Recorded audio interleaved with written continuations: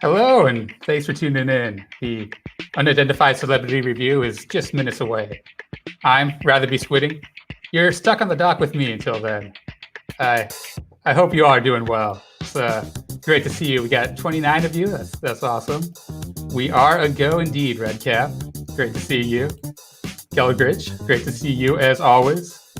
Case for Infinity, it sounds like you traveled in time and already watched the show, which is awesome to hear. Great to see you, Anna, as well. Great to see you all. You know, things have been happening this week, but it's been a little bit slow. It almost feels like the calm before the storm here. We have the members of Congress being briefed on the UAP report today. Within 9 days, we expect to actually have that report in our hands, in the public's hands.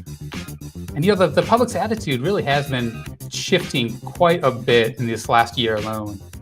Probably many of you actually were well ahead of these shifting tides. For example, our guest today, Erica Lukes.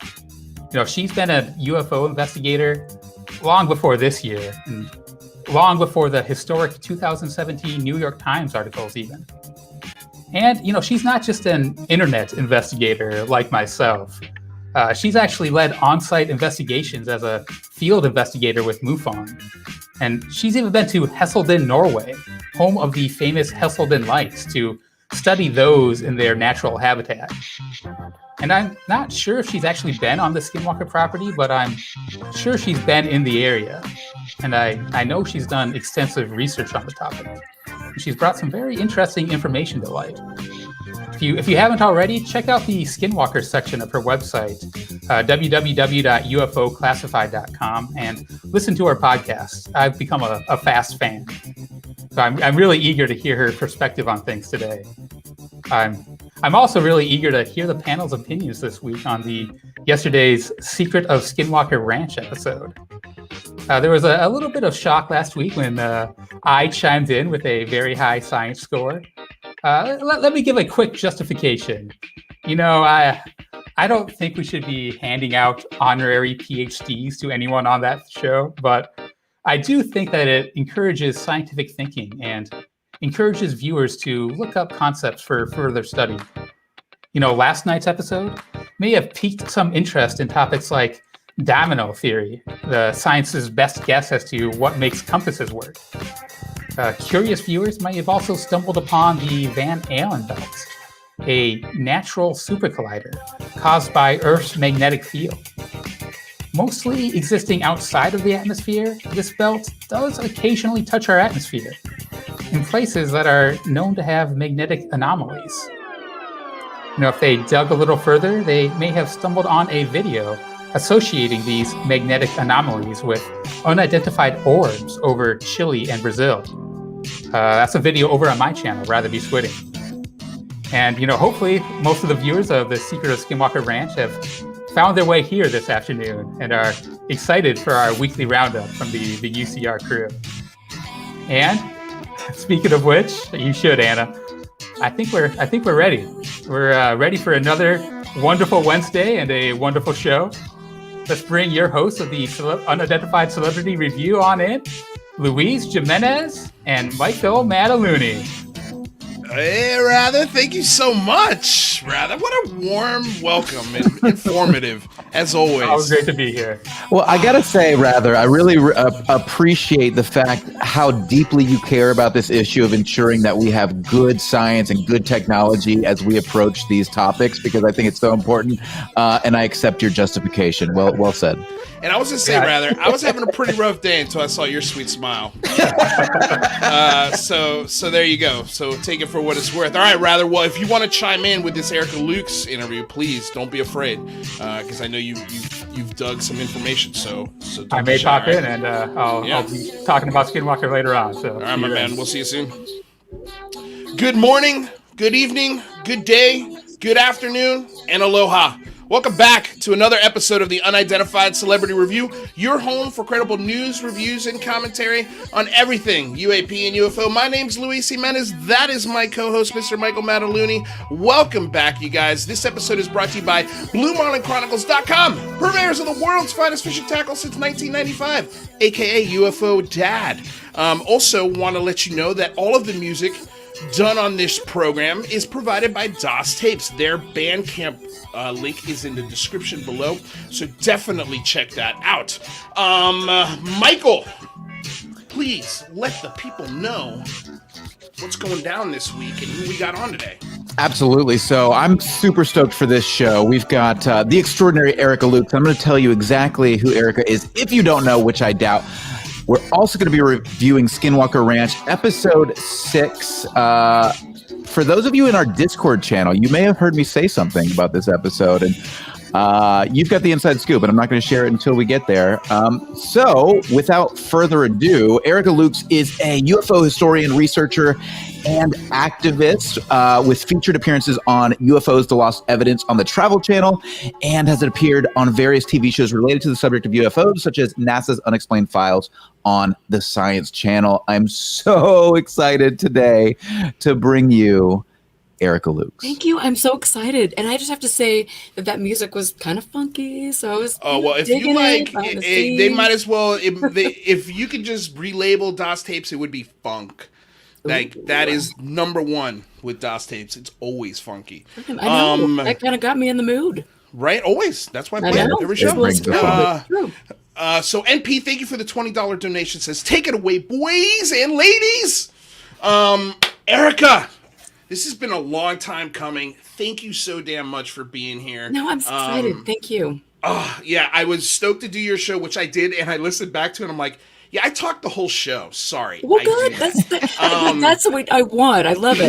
You had some great things to say, and it was really, really cool. Well, it was such a wonderful conversation, and you know, our relationship got off to a rough start, but I love that where it is now, and I think that's the most important thing. So important that I don't even want to talk about all that other garbage. It's important that we're here now and that we're friends, and we're more than friends. We talk all the time. I know. I mean, I know what's going on with your personal. I know that today your air conditioning was broken. I know.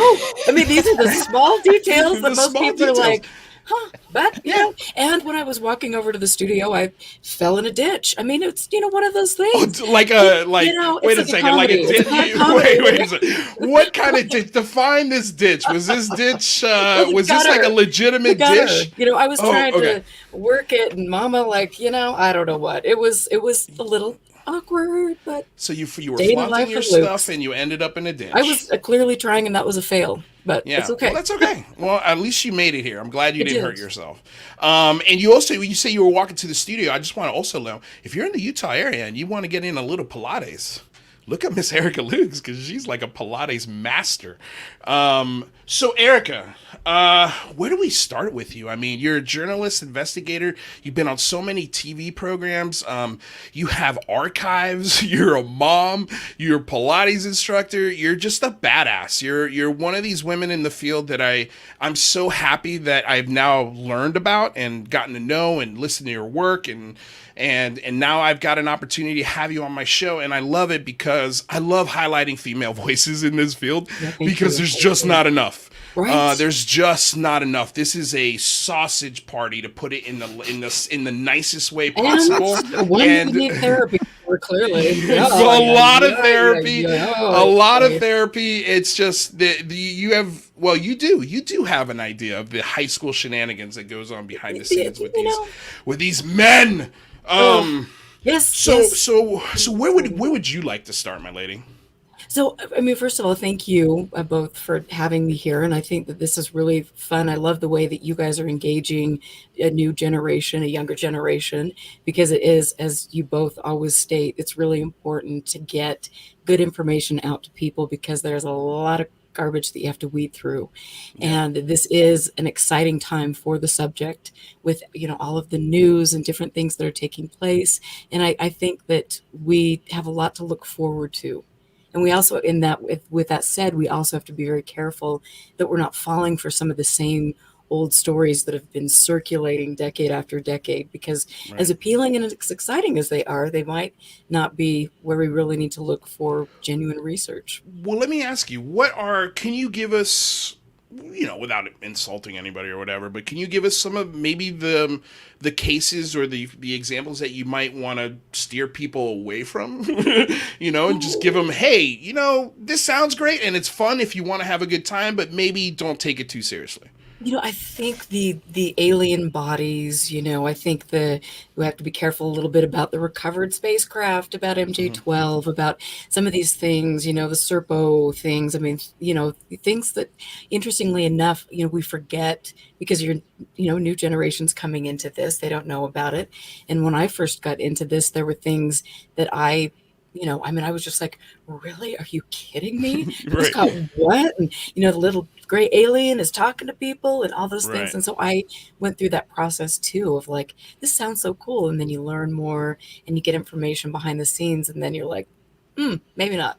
So, yeah. Well, I got to tell you, I went through that exact same journey with this, because they're especially in the late 90s, early 2000s, and sort of the birth of the internet, and when all of these videos and allegations and crazy stuff started popping, and you had Stephen Greer, and then I found Stephen Greer, I had found Jacques Vallée, I found Stanton Friedman, all of these, Richard Dole, all of these killer researchers, and then you couple that with just crazy videos from whatever website, and yeah, it was really, really easy to fall in there's lizard people living underground hole. But as exciting as that sounds, I don't know. I mean, yeah, I don't think so. I don't think so. I mean, but me and Michael, every time we're like, definitely not. And then we'll come across something we're just like, man, are you kidding me? What? Like, this is just a different paradigm. It sort of would have explained how we get lizard people underground. But then again, it's just like, what's the proof? Where is the data? Where's the solid ground to stand on when it comes to that story? And you can never find it most times. Yeah, it's interesting. There are lots of rabbit holes, as you know, and you just mentioned, and so it's a continual discovery process, and I think that's one of the things that has appealed to me about it is I'm always learning, whether it's about psychology and bad behavior, whether it's about, just learning about astronomy, learning about, geology, all of these things, and learning about the government and learning about the CIA and the intrigue and all of these things. It's like I have become a better person because of all the experiences that I've had and everything that I have been forced to learn because I love this subject so much. Yeah, Right, I was going to say real quick, I just wanted to call out the Thomas Wolf 1999 dono. Thank you so damn much. Both of these donations keep me out of an Uber for at least 4 hours. And trust me, I need it. I'm sorry, Michael, go ahead. No, not at all. Yes, we've got to keep him out of the Uber because he cannot read articles and prep for the show while driving. So please do everything in your power to... I was only able to watch half of today's Megyn Kelly and Lou Elizondo interview. Only half, okay? Jeez. Check out the Patreon!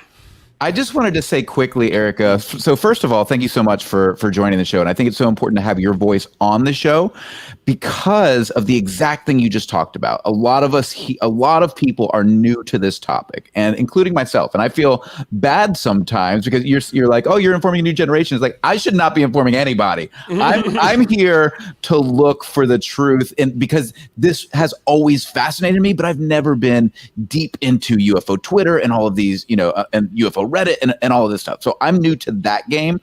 I've always been interested in the subject matter though.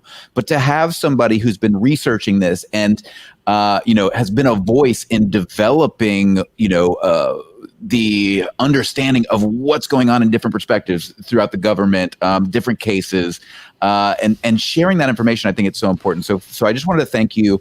I just wanted to thank you for that. And yeah, go ahead. No, I was just gonna say, I think it's great that that like you're getting out there and you're learning. And I would dare say that both of you are the kind of people that if you learned something in 6 months and it wasn't accurate information, that you would be the first people to go out there and say, wait a minute, hey, I was wrong. And that's been something that I have done continually over my years researching this and being in the public eye. Well, that's one of the hardest parts. Yeah, the hardest part of this is it's such a fascinating subject, and you get sucked in and you begin to conflate your identity with your belief system. And I think that's where this can go off the rails really fast.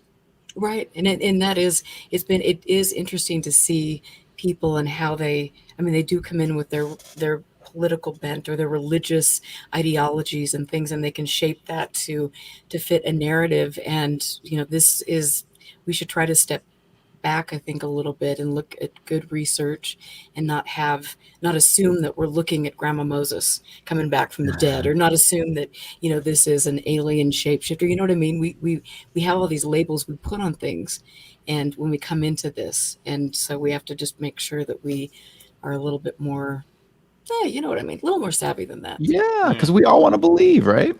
Yes, it is definitely a lot of fun. I mean, and the possibilities are limitless. Yes. I think that's, we don't, right now where we are in the world, we don't know everything. Life is not black and white.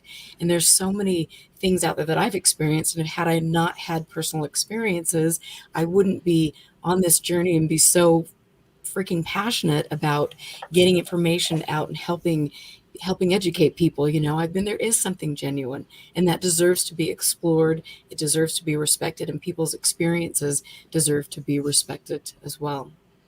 No, that's a good point. That's what we, when you say about being wrong, like we say that all the time. We're just like, expect to be wrong. You're going to be wrong. You're going to have a theory. It's going to be wrong, and you're going to have to change your tune on it. And the best way, I think, to be able to sort of change course like that is to deal with it through humor. That's what we do. We make if we make a mistake, we embrace it. We make fun of ourselves for it, and then we move on. And I feel like that's the best way to do it, because there definitely has been a time where I've said something, I've been resolute on it, and then I was totally wrong. So it's like, well, I could either dig my heels in, or I can just admit I was wrong and move on. Well, and that's healthy. That's called being an adult with rational thinking skills. It's like, but unfortunately you get into the wild world of UFOs, and it's like, people lose that perspective, and right. It's not for the best. It's not for the greater good of humanity or mental health. Right, and that can be a huge problem. So on the flip side, Erica, what are some of the things going on right now in this topic, between the 180-day report coming out and the new video evidence and radars and things that we've seen? What's exciting you the most right now? What are you sinking your teeth into? I think what's exciting me the most is just the fact that we're getting publicity, that people are, stepping up, and people that would have just thought, oh, you're completely crazy, 5 years ago, 2 years ago. And now it's creating a dialogue with everyone. And that to me is the most exciting thing. I think, what happens with the report, I think that'll be questionable. I think there's already speculation. It's going to be a lot of bluster for maybe not, not a lot, but the fact is we're talking about it. The world is talking about it. And that is an incredible opportunity for all of us. Another $20 donation from MP says, long live our dolphin overlords, eek, eek, eek. Erica, I'm not sure if you're aware, but one of our journalists who contributes to the show has a really interesting dolphin theory about these UAP Tic Tacs. He's pretty much convinced that these Tic Tacs are filled with seawater and operated by incredibly intelligent dolphin, which they already are. Probably the most intelligent, yeah, anyway, it's a long explaining joke, but thanks for the $20 dono. And also somebody also suggested to put an EMP on McGowan's Osiris, and he's like, EMP, interesting. Most likely don't have the power for that, but I like where your head's at. I actually think that's a killer idea, but yeah, how would you create an EMP? Anyway, we're getting off track. So Erica, what would you say? I guess let's do this two ways. What is like the case where you found out, oh man, this is BS. I gotta really check myself on this and go back and check the facts. And then on the flip side of that coin, what is the most interesting case that you've come across where you're just like, holy shit, this is real?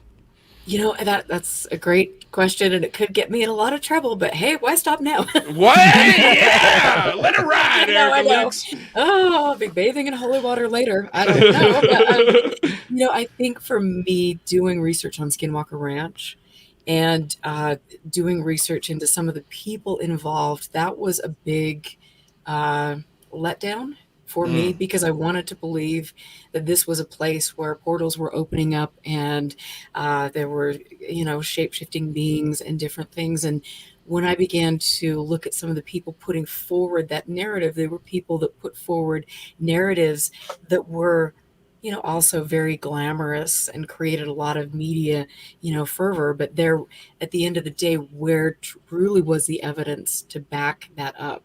And so Skinwalker Ranch for me has been, because of my close proximity. Yes, I have been on the ranch, thanks to Brandon Fugel, who was gracious enough to let me come on the ranch a few years ago.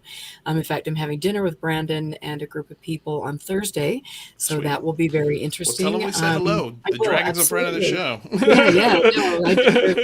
They're very nice. And so I think that it will be interesting to see what the new group has to put forward, and hopefully they are more open with the research.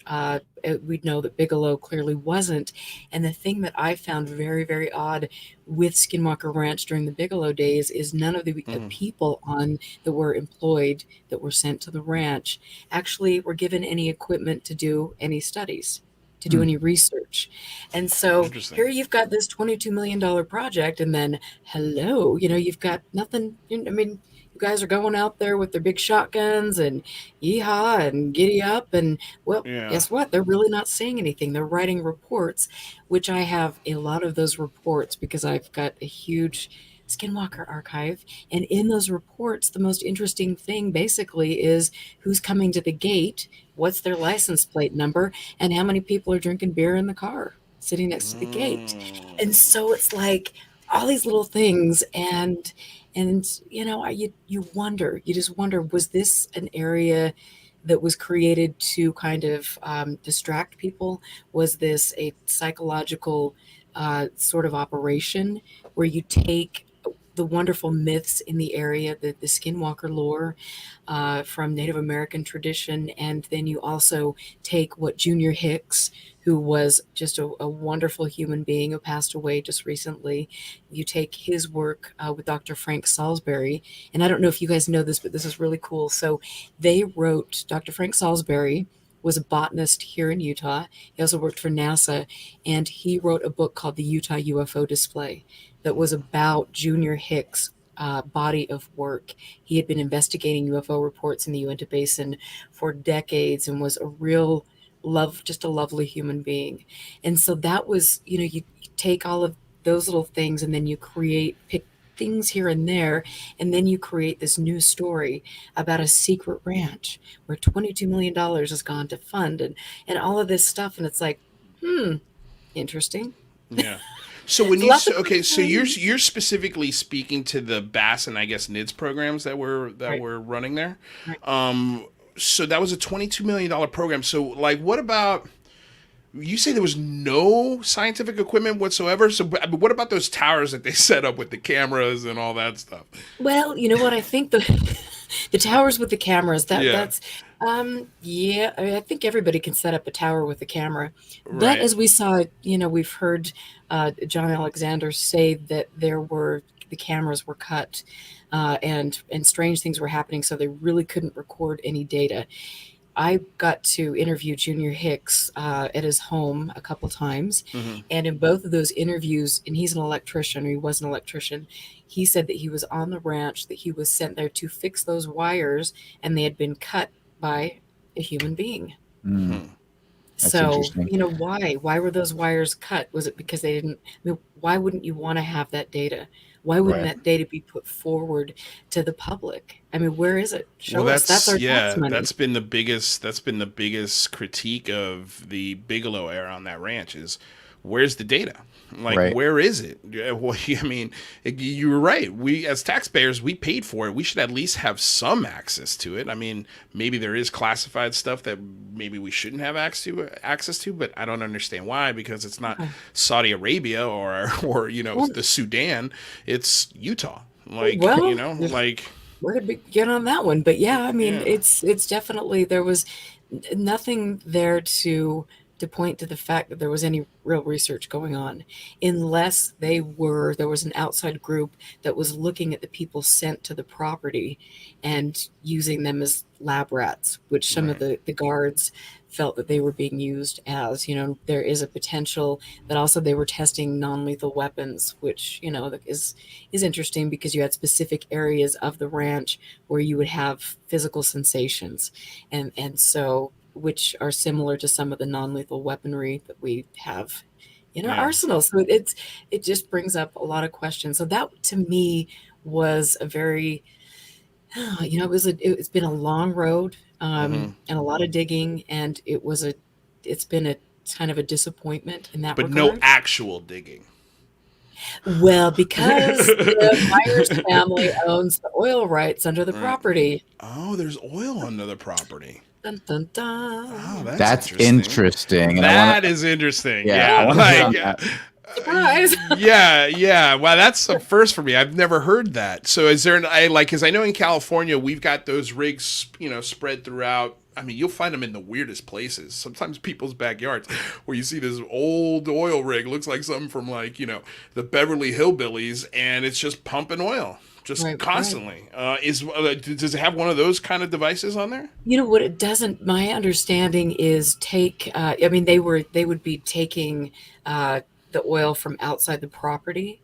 And so I'm not quite sure how that works out, but there's definitely a lot of stuff that sprung up in that area over the years and things. And so that is interesting. So we'll see, where that goes. But and I just want to say, there was a comment from one of your listeners, and I just want to say I take this very seriously. I've invested my life, my money. I put my reputation on the line, and this is a very serious topic to me. But every once in a while, you just have to laugh, because sometimes it can be, Erica, you're in the here's right a piece place. of advice: laugh every time. Yeah, every exactly. time, not some of the times. Laugh at it every time. I promise you. It will do you wonders. Let me ask you this, Erica. Wait, check this out, Ryan Sprague. Yay, Ryan! Besides, he's got a question with a $15 dono.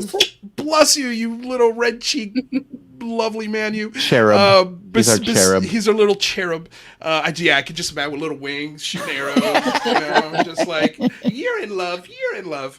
Okay, so besides Skinwalker Ranch, what other locations worldwide does Erica think we should be focusing our efforts on? P.S. She's a hero of mine in this field. Thank you, Ryan. Thank you. Through thick and thin, please give her my best. My best back at you, Ryan. Thank you very much. Thank you, I feel Ryan. the same. We Thank love you. that man so He's much. a nice guy. This is one of the things that I love learning about different locations. I think, for me, the Marfa Lights, that is always an interesting location. And I think James Bunnell did amazing work with regards to doing real research there. Norway, I always mention, they're doing incredible work with some of the best and brightest minds in the European scientific community. There's a place here called Yakima up in Washington State. And Greg Long wrote a great book about some of the occurrences in the Yakima area, which are, they are seeing things that could be similar to what is taking place at Skinwalker. And there are also locations in southern Arizona where you have those types of things. In Texas, there's some really cool places. And I can't wait now that COVID is coming to, I mean, things are getting more normal, that I can just get my backpack on and go camp out. We went to, like 3 years ago, I was with Ted Rowe, and we went to this incredible site in southern Arizona where people like Michael Persinger and Erling Strand from the Norwegian team went to study some of the phenomena there. And that was, we were out in the middle of nowhere for days Can and I camping go with you, Erica? Yeah, Can I go with you to Norway, please? Yes. Please, can I go with you to Norway, Erica, please? You would know. It is gorgeous. I mean, just to sit there and watch, like, the way they're using science, they're empowering people. I mean, they are the kids from, not kids again, I feel like I'm, old grandma and a Hampkin here, but those young kids, they they're teaching the people at the engineering college to use science. And twice a year they have science camp where they send them up to really remote, harsh locations with instrumentation. They're collecting data. Cool. They're having these experiences, and just to see the excitement of everybody there, when they're not looking at this saying, they're not saying this is reptilian, or they're not putting those labels on it like we've talked about. Right. And it is so empowering. And so definitely, and they've also got a 24-hour live feed. So you can get in there and go to projecthedgedollen.org, and you can check out the photos and videos and look at the research papers. Amazing. Have there been any, any of those, the popular thing nowadays is the 5 observables, even though McGowan hates them and he has a question, we're going to get to it. But have any of these objects, displayed like right angle turns or any of those things where people could get super excited about? Because I feel like, of course, if the news is coming out of anywhere other than the United States, it's probably overly looked or ignored or just not heard about. So I'm curious to know, like, are there any of those sort of things happening there that people maybe should pay attention to that 24-hour camera? No, they should. They absolutely should. Yeah. And they're photographing structured craft. I mean, they have identified over 35, 40-year research with, like I said, the best and the brightest in Europe.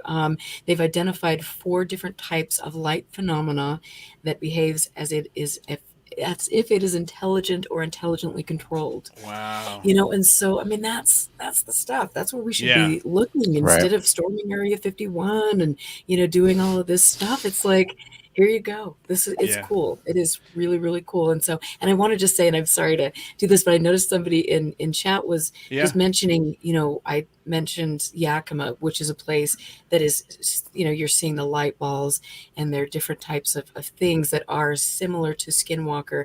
Mm-hmm. There is also, I believe, through my research, I believe that there are people that use the UFO phenomenon to mimic things. And so I think that maybe Skinwalker Ranch is an area where they use things that mimic certain things. Can I ask you a question about range? So I had a quick question about your thoughts on Skinwalker, because obviously you've done a lot of research. You've been there. You spent a lot of time researching archives. She's got archives of everything that's happened there for how long? Oh God, 15, 20, years. That's, wow. So my question is, so you mentioned that during the time of Bigelow, when he's getting actual money from the federal government to study this sort of phenomenon, and he's not using actual technology, he's kind of got a little good old boys ranch going on, and there's all kinds of weirdness when it comes to how they're conducting these investigations. But there's a huge history in the Uinta Basin of this sort of phenomenon, as well as Skinwalker Ranch, as well as people who owned the ranch previously. And then now you have Brandon Fugel actually, putting some tech on the ground and doing some science. So my question to you is the phenomenon most likely, in your opinion, not real on Skinwalker, or was the Bigelow era just a really horrible time for actually getting data out of the basin? I to this day don't know what Bigelow's motivations are for things. I don't think he's necessarily genuine in his pursuits of that. I will say that, and I will see the Men in Black in about 2 hours. So this But I question that, and I know I'll get a lot of blowback from that. I really don't care because I've been researching this probably more than most people have. So I think that I look forward to sitting down with Brandon and hearing what information they have, and that'll be great. And we're actually, amazingly enough, doing a joint presentation together at the Alta Club here in Utah at the end of September. What? And so, yeah, but That's awesome. That's so cool. you haven't written off Skinwalker Ranch. You've just basically written off Bigelow. Yeah. Pretty Okay. much. Okay. All right. Real quick, Michael, can you just reset the room for everyone so that way, just in case people are joining? I would be happy to. For those of you just joining us, if you weren't aware, we've got Erica Lukes joining us today. She's a UFO historian, researcher, and archivist who's been featured on UFOs, The Lost Evidence on the Travel Channel, and has appeared on various TV shows related to the subject of UFOs, such as NASA's Unexplained Files on the Science Channel. It's such a pleasure having you here with us today, Erica. Thank you so much for joining us. We're also going to be hitting episode 6 of Skinwalker Ranch. We've got such an amazing crew joining us today. We've got UFO Jane coming in. We've got Rather Be Squidding. We've got Jazz Shaw and the George. So stick around for that, and we'll have a fantastic 30 more minutes with Erica. Yeah. Also, real quick, check out the links below. You'll find our Patreon, ways to support the show. We provide a show 5 days a week. We're doing this every day for you guys. So if you want to help support the show, please check it out. The beautiful thing about the Patreon, there's no hidden anything. No matter what you pay. If you pay $0, you get the same shows as the person who pays, up $500,000 a month. Haven't found you yet, but I know you exist and I know you're out there. Maybe you're watching now. Would you like to fund the show for the rest of time? Please check out that Patreon link. And so that's it. Also, I wanted to hit up a question that McGowan had, and also a donation that we had. So Jeremy McGowan asks, Erica, have you ever heard of the ranch in New Mexico that has similar traits as Skinwalker? I've heard rumblings of that, and so but I don't know. I should probably learn more about it. Maybe go down there and we can plan a little camping trip. Yeah. McGowan's got the Osiris. So if you want to go camping with somebody who's got some serious tech, that's your guy. Do you know what the Osiris is, Erica? No. Oh, okay. I'm a slacker. Wow. Oh my God. Okay. So this guy, Jeremy McGowan, first of all, he's a veteran. He was one of the witnesses they interviewed on this first season of Unidentified. He was in charge of that nuclear naval crate that was in the middle of the desert. And so he was watching that until they collected it, and turned out years later it actually was a nuclear device. He's got a Land Rover that he has connected a Sky Hub and all sorts of different instruments to, and he just drives around and finds places that either have high activity or legends, or he's just bored. He takes his daughter out. It's like a science adventure. It's Were you going to go amazing. down to Vegas? Were you going to go to Vegas to meet him? That's one of the plans. Definitely, we're going to definitely try and do that. I'm poor and I'm working every day, and I'm supposed to go to Florida to see my family because of the whole COVID thing. So if I go to hang out with McGowan for 3 or 4 days before I go and see my mother, she'd kill me. And if you saw our Mother's Day special, you'd understand why. Okay, so and then we had this $20 donation from NP referring to Ryan Sprague shooting arrows. Always got to laugh, and that's got me through life. So awesome. Thank you so much for the dono. And then Ryan Sprague had another question. Or not a question, but he says, I do agree with Erica that the entire Bigelow era is steeped in shadiness. I firmly believe Fugel has much more honest and transparent intentions. Okay, so let's talk about that. Because I think, look, we review the show every week. We're very critical of it. We give our honest opinions. We don't like to sugarcoat anything because, like you said before, we're not here to blow smoke up anybody's butt. If we feel like we're watching a little bit of BS, we're going to call it out. But at the same time, we also find the show insanely entertaining because it is overproduced. It's hilarious. I love it. I love the dragon. I love all the characters on there. But the thing that I'm genuinely frustrated with, the show, honestly, don't care either way. It's just fun for me. But The thing that I'm genuinely frustrated, maybe this is something you could talk to Brandon about. He keeps saying all you have to do is go to our website and the data is there. And then you go to the website, there is zero data on that. I mean, zero. There's nothing. Nothing from the first season of the show and nothing from this season. Last I checked, and I believe that was 2 or 3 weeks ago we talked about this.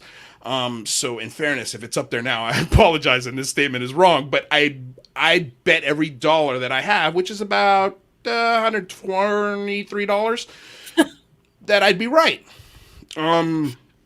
But, you know, it's not about being right or wrong, but I mean, what do you...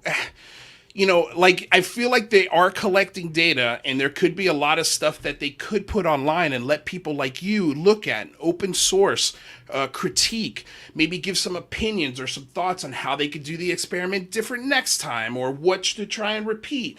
But we're not getting any of that. I feel like they're presenting the show as, there's your data, go for it. And it's just like, well, no, because there's no context to this data. We can't access the files. We can't look at it the way we want to. So, I mean, what do you feel about that?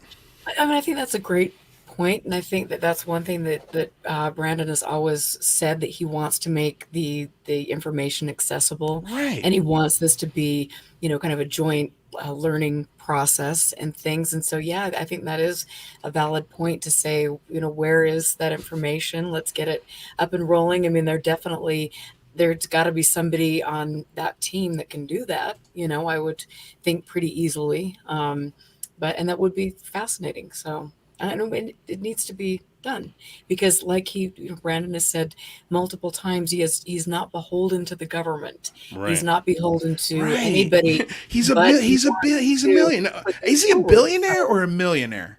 I have not checked his portfolio lately. I think it's a B. I think it's a B. I could be wrong, or close to a B. He might almost be at a B. The guy has his own helicopter. Like, I mean, that's not. Those are not cheap toys, and he's buying, you know, paranormal ranches just because. Like, I talk about it all the time. Like, he didn't buy that ranch. I mean, he's a property investor. This guy looks for investments to make a return on. And that ranch, I think he's losing money. If I had to take a guess, just because you've got a whole bunch of staff on there that you're paying. It costs money to run. Are they getting paid? I don't know. I just volunteer. Maybe they volunteer, but I mean, damn, that's a. I can think of a lot of people who would volunteer to live there. You think so? That's true. I guess you're right. You're right. Okay, I agree with you. Dragon's making a check. Dragon's getting a check. I think Dragon's getting a check. Yeah, Dragon. You know. Yeah, well, we don't want to get too personal, but what I'm saying is, like, he's not building a casino on that land. He's not building a new house. Like, he's not trying to flip it. You know what I mean? Like, I just don't. I think, Mick West is in the house. If Bigelow Skinwalker is shady, then does that mean Bigelow and A-Tip is shady? Yes. That's a good question, Mick. I would say we have to keep a close eye for sure. You know, we got to question everything. By the way, we got a funny video of you, my friend, coming in the second hour. So please don't be mad at me when we play this because, it was fun for me to make. But we're going to go over, I think, 9 minutes of your conversation with Alex Dietrich. So definitely check it out. Well, we got a $50 dono. Alex Garcia, 3 lovely faces and a great conversation. Thank you, man. Dude, what a fun dude he is, Mr. Alex Garcia. What was I going to say? There was something in here I saw. Did we get... Okay, yeah. Okay, so let's see here. So our producer asks, Erica made a great point on her website about the radiation events. If that's true, isn't that a big deal? You would typically think if people are being exposed to harmful radiation and their scalp is separating from their skull, right, that there might be a problem and you might want to call some people and it might be, you know, people would need to be stepping in and launching an investigation. I would hope that for the safety of the crew and people that are invited on the property that would be done. I know that I have talked to several people who worked for Bigelow and have heard from Bigelow that he did not want any of his senior staff on the property because they would get cancer. And so I find, you know, I mean, you definitely hope you hope that there's something going on, and then, you would. It's I pretty shady. I hope, I hope Yeah. the agreements that were signed, sign your life away. Well, here's Don't the come after thing. me when you One of get the cancer. things I've found very perplexing about the new team at the Skinwalker Ranch, Thomas Winterton specifically. If it is true that his head swells just on this ranch, which is the way they're pitching it, that's what I'm believing right now. If that is true, because he's getting exposed to either radiation or something paranormal, it's just whatever it is, it's affecting him. Why would you keep him on that ranch? It seems like a very dangerous thing to do. Why is he operating heavy machinery? like if Brandon Fugel's got multiple properties, I would just tell him, look, Thomas, we go back a long way. We're friends. We pay you on the ranch. We love what you do, but dude, it's too dangerous. We're going to move you to this property, and please take this one. So that way we're not swelling up his head just to see what happens. It seems It's a biosensor, guys. Calm down. I mean, what are you going to throw him in the field with some cows and be like, good luck, Winterton? Yeah, I mean, but those are really good. Those are good points. I mean, if there is that high levels of radiation, you would definitely think, and people are getting hurt, Right? And Travis had radiation burns. I mean, what are they doing back there? So either they, I mean, obviously are willingly exposing themselves to something that could potentially shorten their lifespan, and they're fine with that, and hopefully they're making really, really good money, or there's nothing going on, and this is all fictitious. But what is it? I don't know. I think the more that I learn about it, the less and less I would want to spend a significant amount of time. But I mean, who knows? Because of the potential radiation danger, or you think it's a big nothing burger, the radiation? I think that there are definitely some concerns. I would be concerned. But I mean, Travis Taylor did get blasted by radiation last year to a point where they had to surgically, he had a surgical procedure to, I guess cut it out or whatever happened to his skin. So that was really weird. That was weird. I feel like the science could be a lot sharper on the show. I feel we're going to talk about it in the second half hour. But I feel like a lot of these things are like, okay, we've done this experiment for 15 minutes. Let's pack it up and get out of here. It's like, whoa, wait a second. What kind of experiments, Erica, from a scientific perspective, do you think we should be thinking about when it comes to studying this phenomenon? Well, I think just getting, if you go to, again, projectheshtalin.org and look at some of the instrumentation that they have there, I think that's a really, really good start. They have different teams from universities that will go there specifically with open source the ranch, right, with instrumentation. I mean, they're coming up with incredible things, and I wish I was a scientist and I could go into in-depth details about all of these things, but that's not my bag. But you could, like I said, go to hashtalin.org and sorry, what is it again? What's the projectheshtalin.org. How do you spell that? Just so HESSDALEN. Thank God you spelled awesome. Thank you. I mean, so those are the types of things. I never would have figured that out. The live camera. I mean, that's a cool. good start. That's a good start. Rather, if you could find the link for that and maybe throw it in the chat for people to check out, that would be great. Look at his face. He's like, oh, okay, hold on a second. So let's see if we can get Rather to find that. And so let me ask you this, Erica. When you sit down with Brandon, is it awkward asking these questions? Do you ask these questions? Like, is it like, because you're trying to maintain a friendship, but you're also at the same time trying to ask some really hard questions. So, like, how do you navigate that? Are you just like, look, Brandon, I love you, but what the bleep is going on with this or that or this? I did do an interview with him a few months back, and that was 2 hours of awkwardness right there, and I, like I said, Brandon has always been very nice, very kind, to me over the years, and I think that he has probably become a little uncomfortable with some of the questions that I'm asking. So it is an interesting dance. It'll be interesting to see how the presentation goes, but I think that we're both adult, and I think that he would, if I got on the phone and said, Brandon, call me, let's talk, he would do that. And so I do appreciate that about him. It's Right. like he's available if, when I reach out to him, and that is cool. And I know he's been very open and accessible to other people as well. Well, let So me just also give him a little more love, because I know I'm tough on the show, and he's been on my show. He was only on for about 7 minutes, and we got to pick his brain from a political aspect, because, as you know, I'm very interested in how to discuss this politically. How do we get senators and congressmen, and how do we get people to engage with them about this topic and get a little more transparency, a little more truth, a little bit more open sourcing, a little bit more, grants for colleges, things like that. So, and by the way, can you spell that site again for me? For rather missed it. Can you give us one more time? Project, and then it's HESSDALEN.org. Beautiful. Awesome. So he's finding that right now.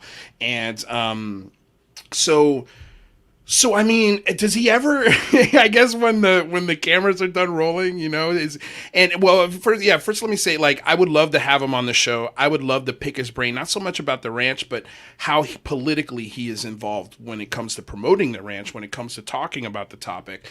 I mean, he is putting himself at risk. He's being very vulnerable with the entire planet and saying, hey, I kind of believe in this weird stuff, but I'm also a very serious businessman. Utah, I mean, he's, especially in the community, he's Mormon, right? It's just an interesting group. Right. So we, I think you have, people in the LDS faith that, like Joe Firmage. Joe Firmage is a very brilliant man who came out and talked about his UFO experience, and then later he was approached by a group of people that are, Hal Puthoff and that group, and they were working on technology and different things. And so there are people from Utah that talk about the subject, and I also definitely think the interesting, the Harry Reid connection. Harry Reid is also LDS, which is interesting. So we're not shying away from things like that. I didn't realize that makes so much sense that now that you say that, right? Especially when I hear him speak and how careful he is with his words, right? Man, I didn't know he was LDS, right? And then also, on the last season, the last episode of season 1, the Attorney General Sean Reyes was, interestingly enough, on that last episode, which is interesting. So people in high level positions here in Utah are definitely not shying away from that. And Brandon is also, since he is such a brilliant businessman, I mean, he is on the governor's economic advisory board. So it's not, he's doing a lot. He's a mover and a shaker in Utah. Nobody seems to be judging him too harshly for his, purchase of Skinwalker Ranch. They should do a spin-off show just following him around. Honestly, like how he navigates. I'm so interested in following him inside a room with an attorney general and listening to the conversation between those two gentlemen. And, the reason why he gets in these doors is because of who he is. He's got a lot of influence and money is power, and money is influence. And so sometimes you need to make some money. You need to have money to make money, and he does it very well. So from that regards, I mean, he's brilliant. Right. I wish he would address some of those critiques, especially the data parts. Yeah, the data is what we're all really looking for. Honestly, this last episode that we're going to go over here in about 10 minutes, the data part of it, it looked like it would be really fun to just go through yourself. I mean, they had this magnetometer, and they were taking radar or magnet spectrum analyzers on a drone and flying over the whole property, and you got hotspots, and it was like, wow, this is cool. Like, this is actually scientific. But again, they take the drone, they pack it up, and that's it. They never bring back the drone. They never try to repeat the experiment. It's like, well, how cool would it be if they brought it back and the hotspots changed? We'll never know, because they never come back, so that's where I get frustrated with it. Yeah, I have a question. I want to switch gears a little bit away from Skinwalker because Yeah. one of the most fascinating stories within the last probably 20 years, one of the most fascinating UFO stories, and I think this is what a lot of folks hold on to when they're really thinking through this topic, is the Nimitz encounter and the Tic Tac and David Fravor and Alex Dietrich. What are your, you've obviously analyzed this. Can you give us kind of your interpretation, opinion, experience looking into this? I think that was very cool to see Alex Dietrich come out. She obviously is an incredibly intelligent, strong woman, and that is wonderful. It's I can't imagine how that must be for her to do that. I think that it is interesting that again these things were not necessarily in the forefront, and this is my understanding, until people were approached from Camp Bigelow. And then because of these relationships, then they were able to get this information out there about the occurrences. And so it's interesting. I'm looking and watching things. So What it do you is. have any predictions on report? What do you hope to see out of it, or what do you think will come out of it? You know what? I think it'll be interesting. I think it's not going to be what we want it to be. I think people Right. want the government to come out and say, hey, aliens are here and we're good to go. And, the benevolent space brothers are coming down with their blonde hair and blue eyes and their Right. little, Heil Hitlers. I don't know. I mean, Yeah. I Yeah. just had to throw that in there. I tried to be, I'm just trying to be good. But so Yeah. I think that people want these blanket bold statements, and Yeah. we have to remember that, I mean, there are really significant issues of national security here. I mean, at the end of the day, is this foreign technology? Is this something that we can't, there's so many questions about all of this, and we're not taking it into consideration. Right. For me personally, right now, I don't need a government disclosure because it would just, I Mhm. think, yeah, whatever. We don't get a straight answer a lot of times on Right. things, and should we, like I said, when there's a And can you matter of, really trust them anyway? yeah, I think, and the government. I mean, we all know. I mean, it's a big machine Hmm. and things. And so I think there are good people in the government. Obviously, I Mostly, love my probably. crew. I love Yeah. my country. I'm proud to be an American. And I think things work sometimes and things don't, and get bogged down in the system. And Right. so I don't know. I think it will be interesting. I think at the end of the day, even if the report isn't this huge bombshell, it got the dialogue I mean, really going.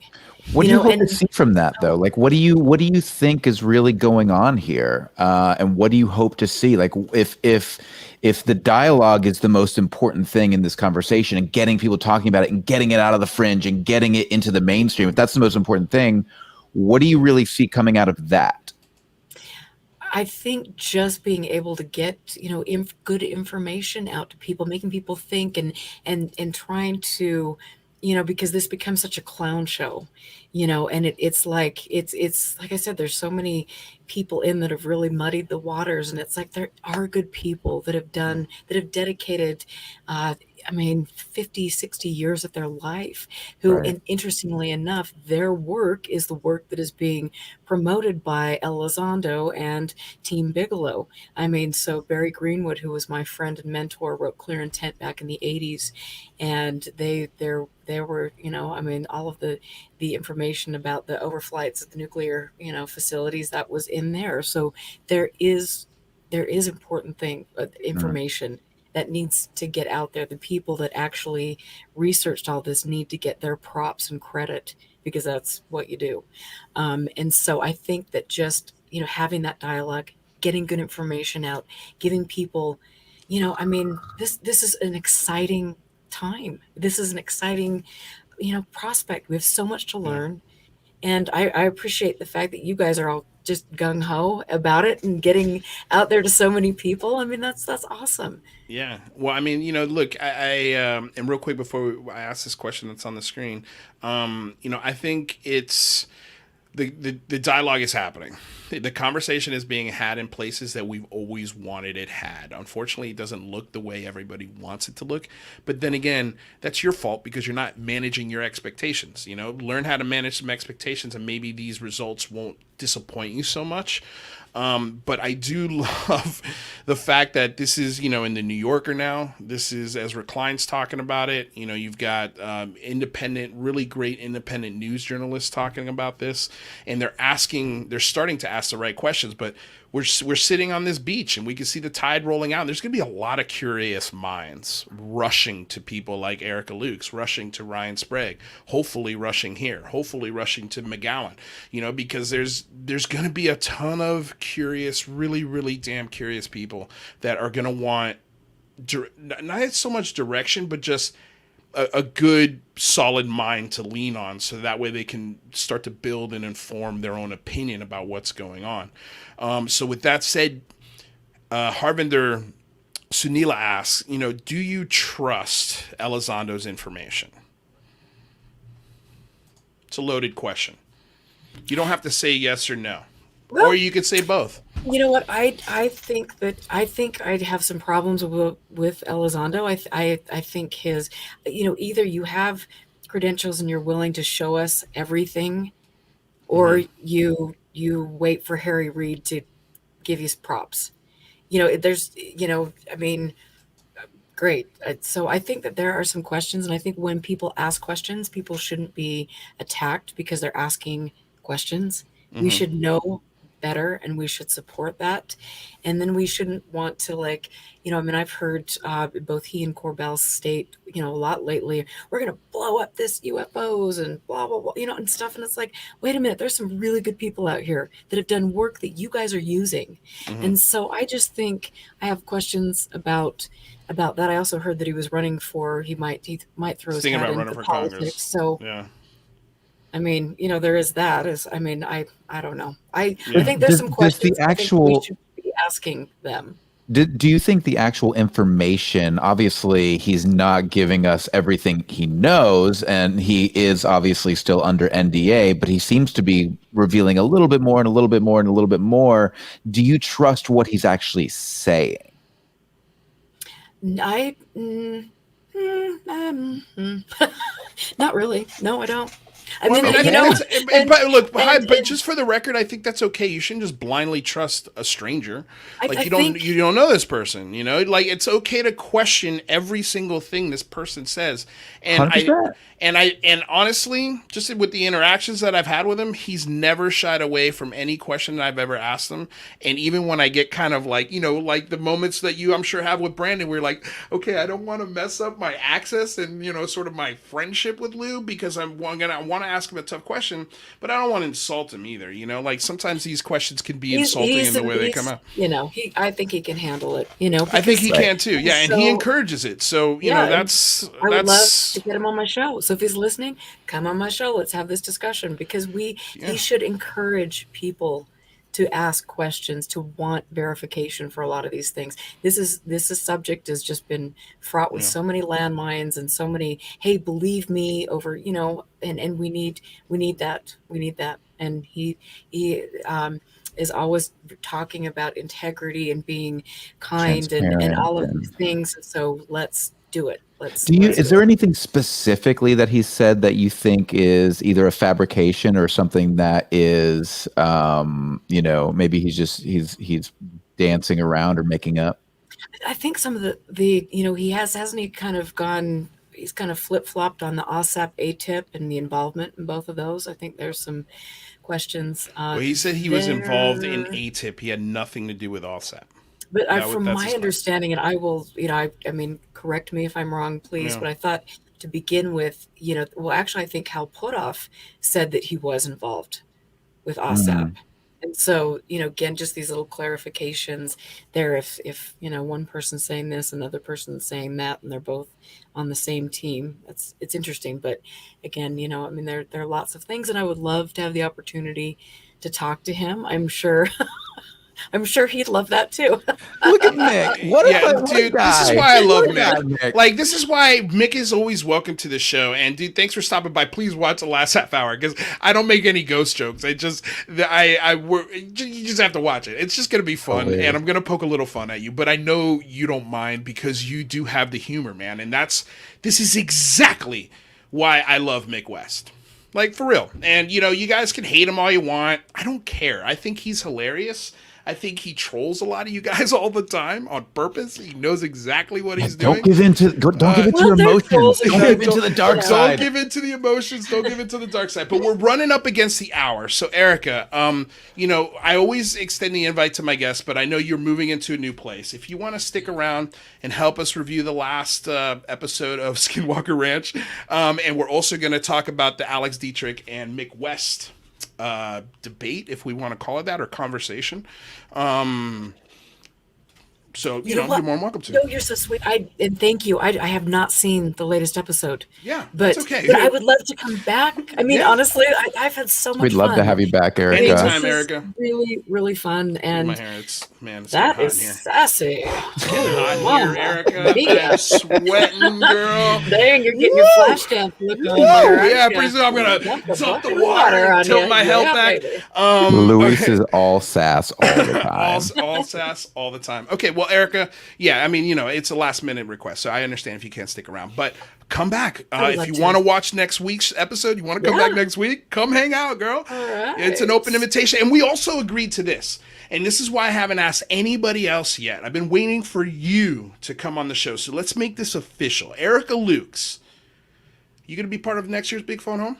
Oh, yeah. Yeah. I know. Love it. You're going to bring it. This is how we mend bridges, people. There. This is how you mend bridges, people. It's cool. All right? Like, it's Twitter really fights, you're not going to get anything done in a Twitter fight. Ever. No. And I love your little mic stuff. I love, you're like me. It's like, whoa, there's something's going on. I'm knocking over something over here. Just go. Listen to my radio show. It's just like, oh my God. Like half the time I don't unmute my mic and I'm doing Lord knows what. I don't know. You were great. Your background was amazing. You sounded wonderful. Pretty as all hell. Thank you, Miss Erica Lukes. Informative. I love that you really you brought a level head to the discussion.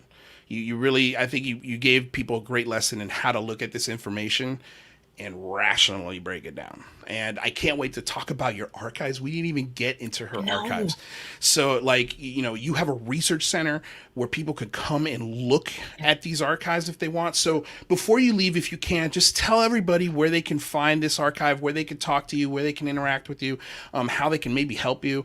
And if they want a Pilates session in Utah, please Pilates tell them that. UFOs, you come into my studio and you are getting Lord knows what. It's like, so you can go to UFOclassified.com to reach out to me. I do my show every Friday night at 5:00 Mountain Standard Time. And then I also have this archive here that has been a lot of work and a lot of money. And I've received really incredible donations, most recently Anne Ruffle, all of her files, 60 years worth of research. This is so important because all the connections, it helps me break things down for my work. But yeah, you can go to ericalukes.com. I need to work on my websites. I try to tweet, but honestly, it kind of gives me, it's a lot. a headache. But you can. Especially for a lady, like a lady in the UFO Twitterverse is like, God, God bless you. Yeah. I'm just like, okay, I'm gonna say a little something. It's like, it's like a girl. It's like a girl who plays video games. Holy cow! I would never want to be that. Anyway, thank you so much, my lady, for stopping by. And just being such a wonderful person. Yeah, thanks, you guys. It was a pleasure, Erica. Thank you so much. Have to talk about your backdrop. Yes, you and I just you got my phone number, right? Yeah. Okay, just call me and we'll just Just call him. I will do it. Okay. All right, my lady. We'll see you soon. Bye, Erica. You guys. Woo! She's awesome. She's great, right? We gotta have her back. Soon. For sure. She said she was going to come back next week and help us review Skinwalker. But we have to have her back to talk to her again just by herself so we can get into those archives because I think it's important. And this is a great joke.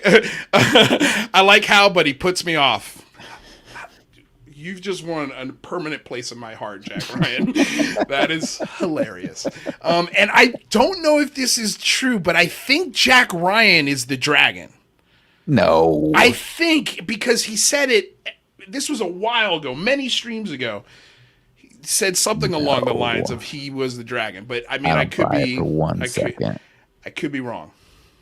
I don't. So buy weird. Okay. All right. So, what are we getting into? Skinwalker. All right. Let's reset the room. Let's bring everybody in. By the way, before we bring everybody in, you guys, we've got 24 minutes to get through this episode because I have to, in this second half hour, get to this video of Mick West and Alec Dietrich. Okay. So just let's fly through this as best we can, and then we'll get to the good stuff. Beautiful. Okay, so joining us this evening to discuss Skinwalker Ranch Season 2, Episode 6, is UFO Jane, Texas UFO researcher Jane Kyle, a.k.a. UFO Jane, has documented over 1,000 UFO cases over the years and interviews UFO experts and others for her YouTube show, The Weird YouTube Show. Welcome, UFO Jane. Welcome. And it's the Weird UFO Show, but Weird YouTube Show. What did I say? Yeah, Is it a weird YouTube show? Weird YouTube show also works, you know. I mean, it actually, you know, yeah, it works. And she also just had a killer interview with John Greenwald, which I didn't get to see the whole thing because I was prepping, but I'm glad that happened. I loved it. Awesome. MP in the house. MP in the house. Well, I mean, $60 donation. You know, with those emojis, you know who's got to be introduced next. I got it. We got it. We're also welcoming the renowned Jazz Shaw, who is editor-reporter for Salem Media and The Debrief, U.S. Navy veteran, follower of the Strange Unusual, and believer, provocateur, and creator of the Dolphin Empire theory. And thank you, NP. I just want to say thank you, NP. Yeah, he's killing it. Anybody who's in there with the Dolphin Empire, you, my friend, are with me. By the way, Jane, great interview with John Greenwald. I was there for the whole thing. I was participating in the chat. Really great conversation. Anybody who missed that, go back and watch the replay because Definitely it was a great interview. Thank you, Jazz. Thank you so much for being there. It was nice to see you in the chat. I felt some good moral support, and so I appreciate it. Sure. All right. And also joining us is Rather Be Squidding, who's a UFO enthusiast and researcher. His YouTube channel, Rather Be Squidding, focused on cutting-edge science, technology, and UAP news. Rather! Hey, guys. What's shaking, buddy? Not much.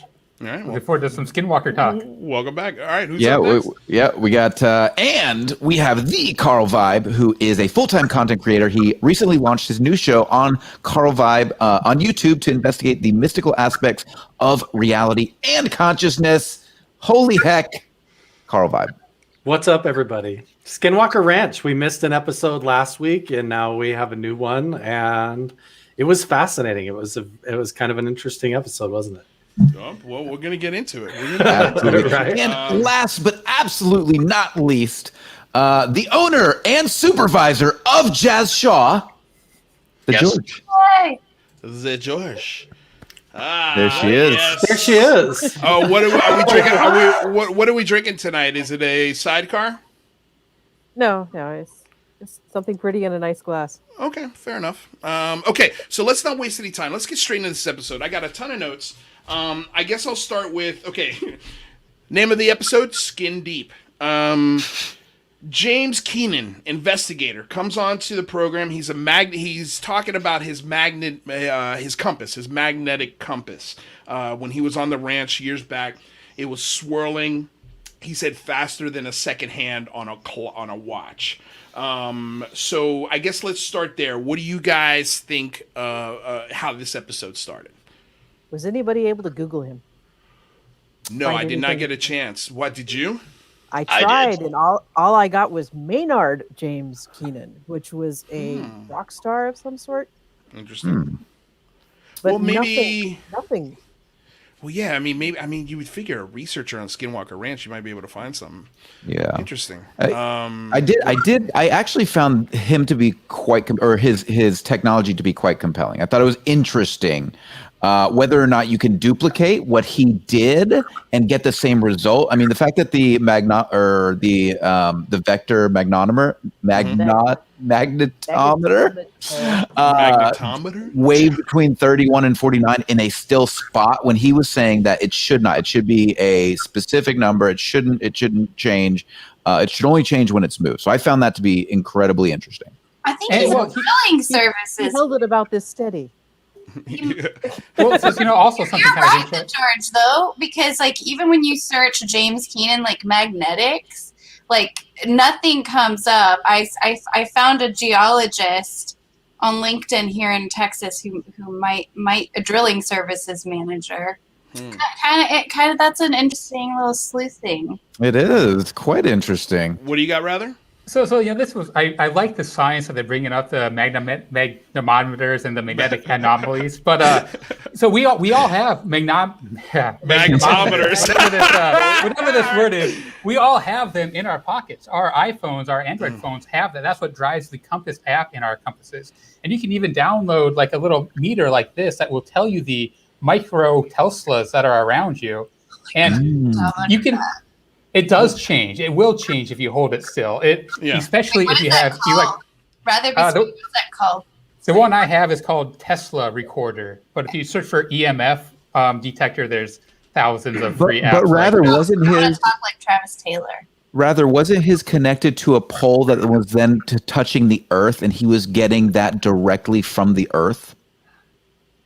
I don't think that's how it works. Yeah, Jazz maybe would know more than me, but I think if you connected to the Earth, you'd be grounded and maybe wouldn't get a reading. I'm not sure about that, though.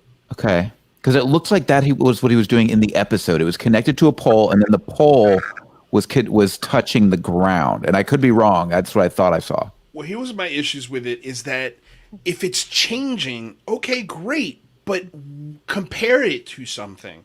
Like, what would cause that? Like, what other examples around the world maybe that you've thought of that would be like, oh, well, if you're in, near the Northern Lights, this happens, all the time. Or there was just nothing to compare it to. So, because he went from 31 to 49. I wrote it down. What does that mean? What does that mean? It went from 31 to 49. Compared to what? So that's where... Hard.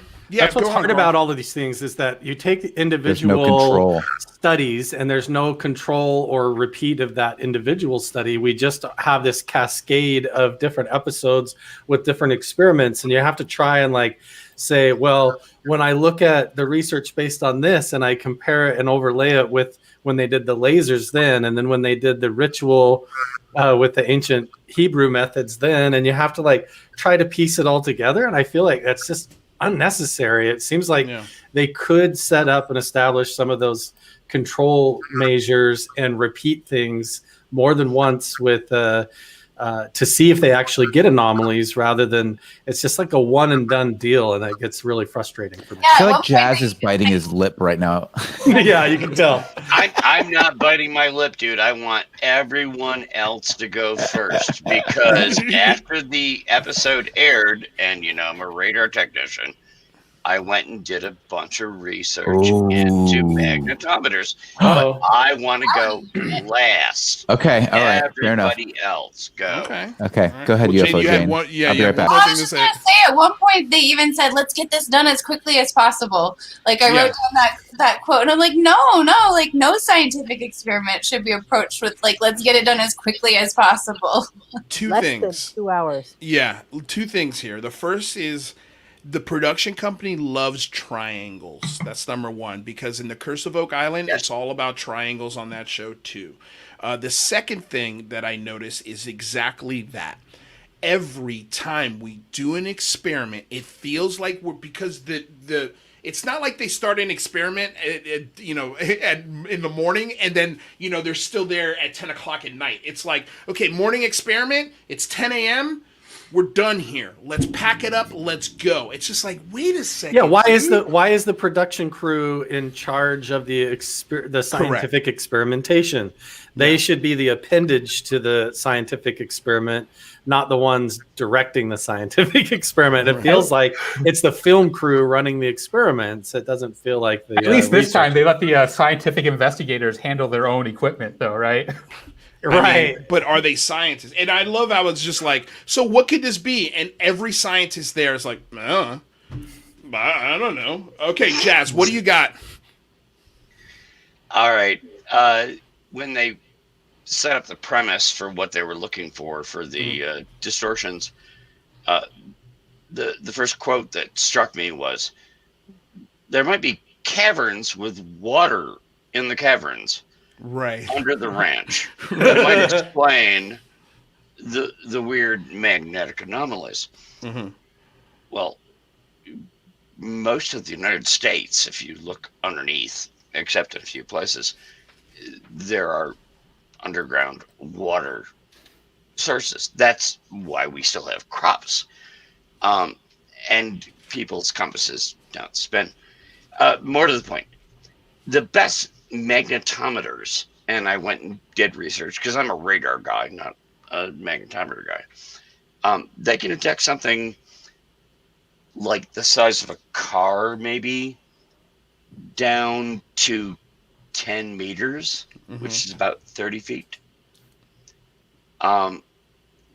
Those devices don't go down and find huge underground caverns. And I have the data. Anybody wants to see it, you can find it.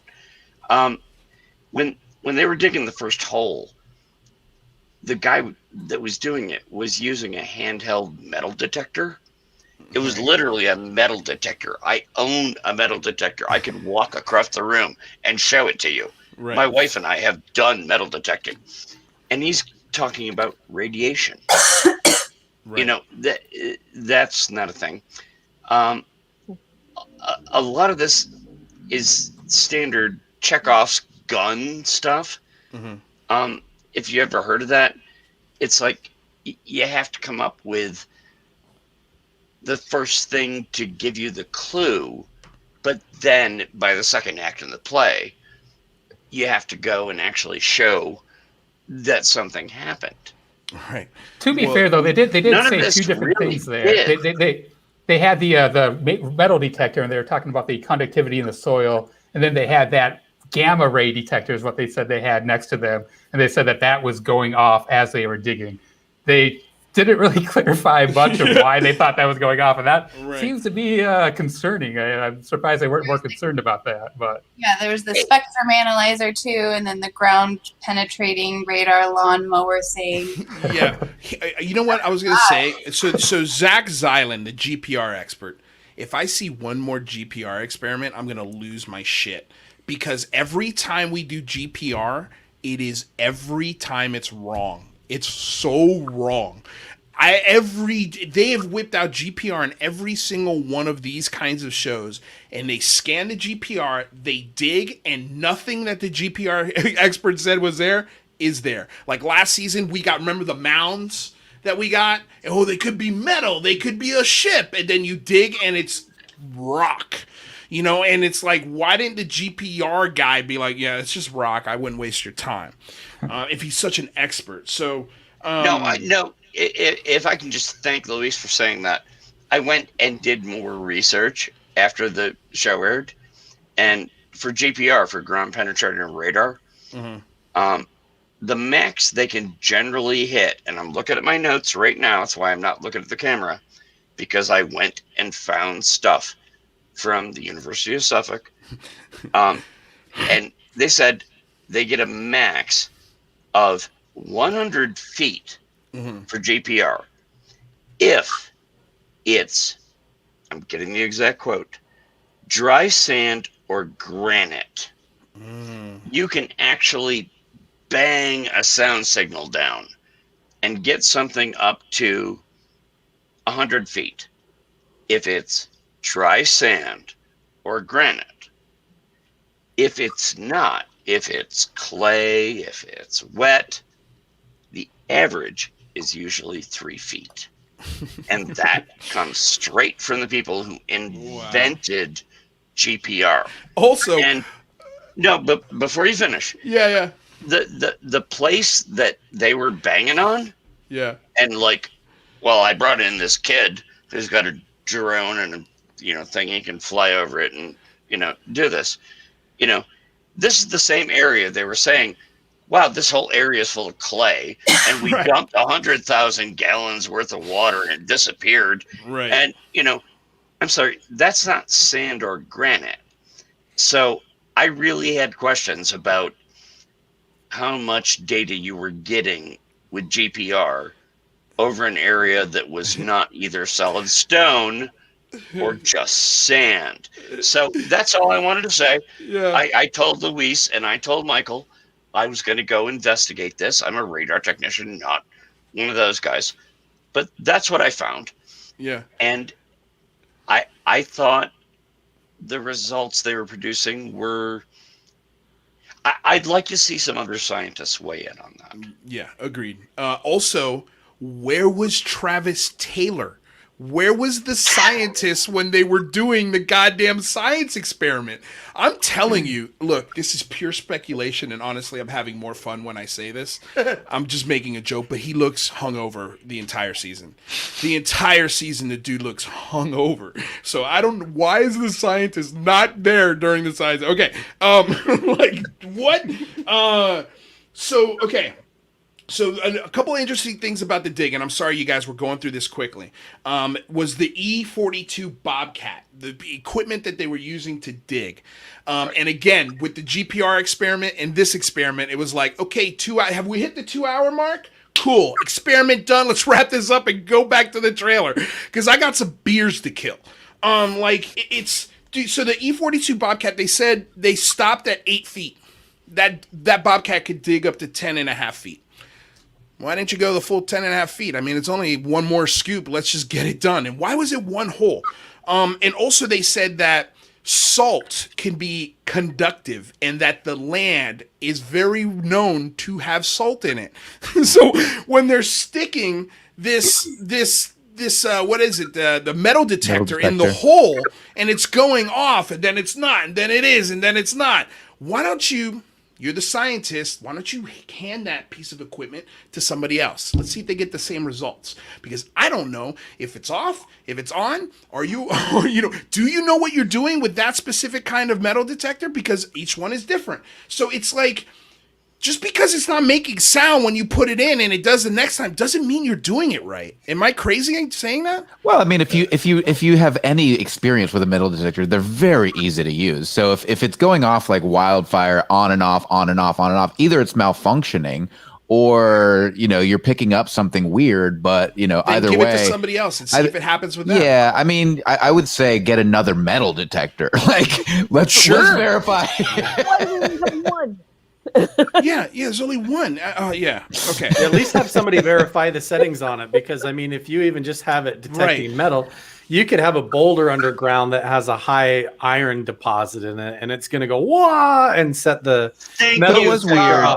All it has to do is have iron in the sandstone, right? But it should be it should be consistent though. It should not be going on and off. I agree with that. And when you go back to the hole and return, I wonder.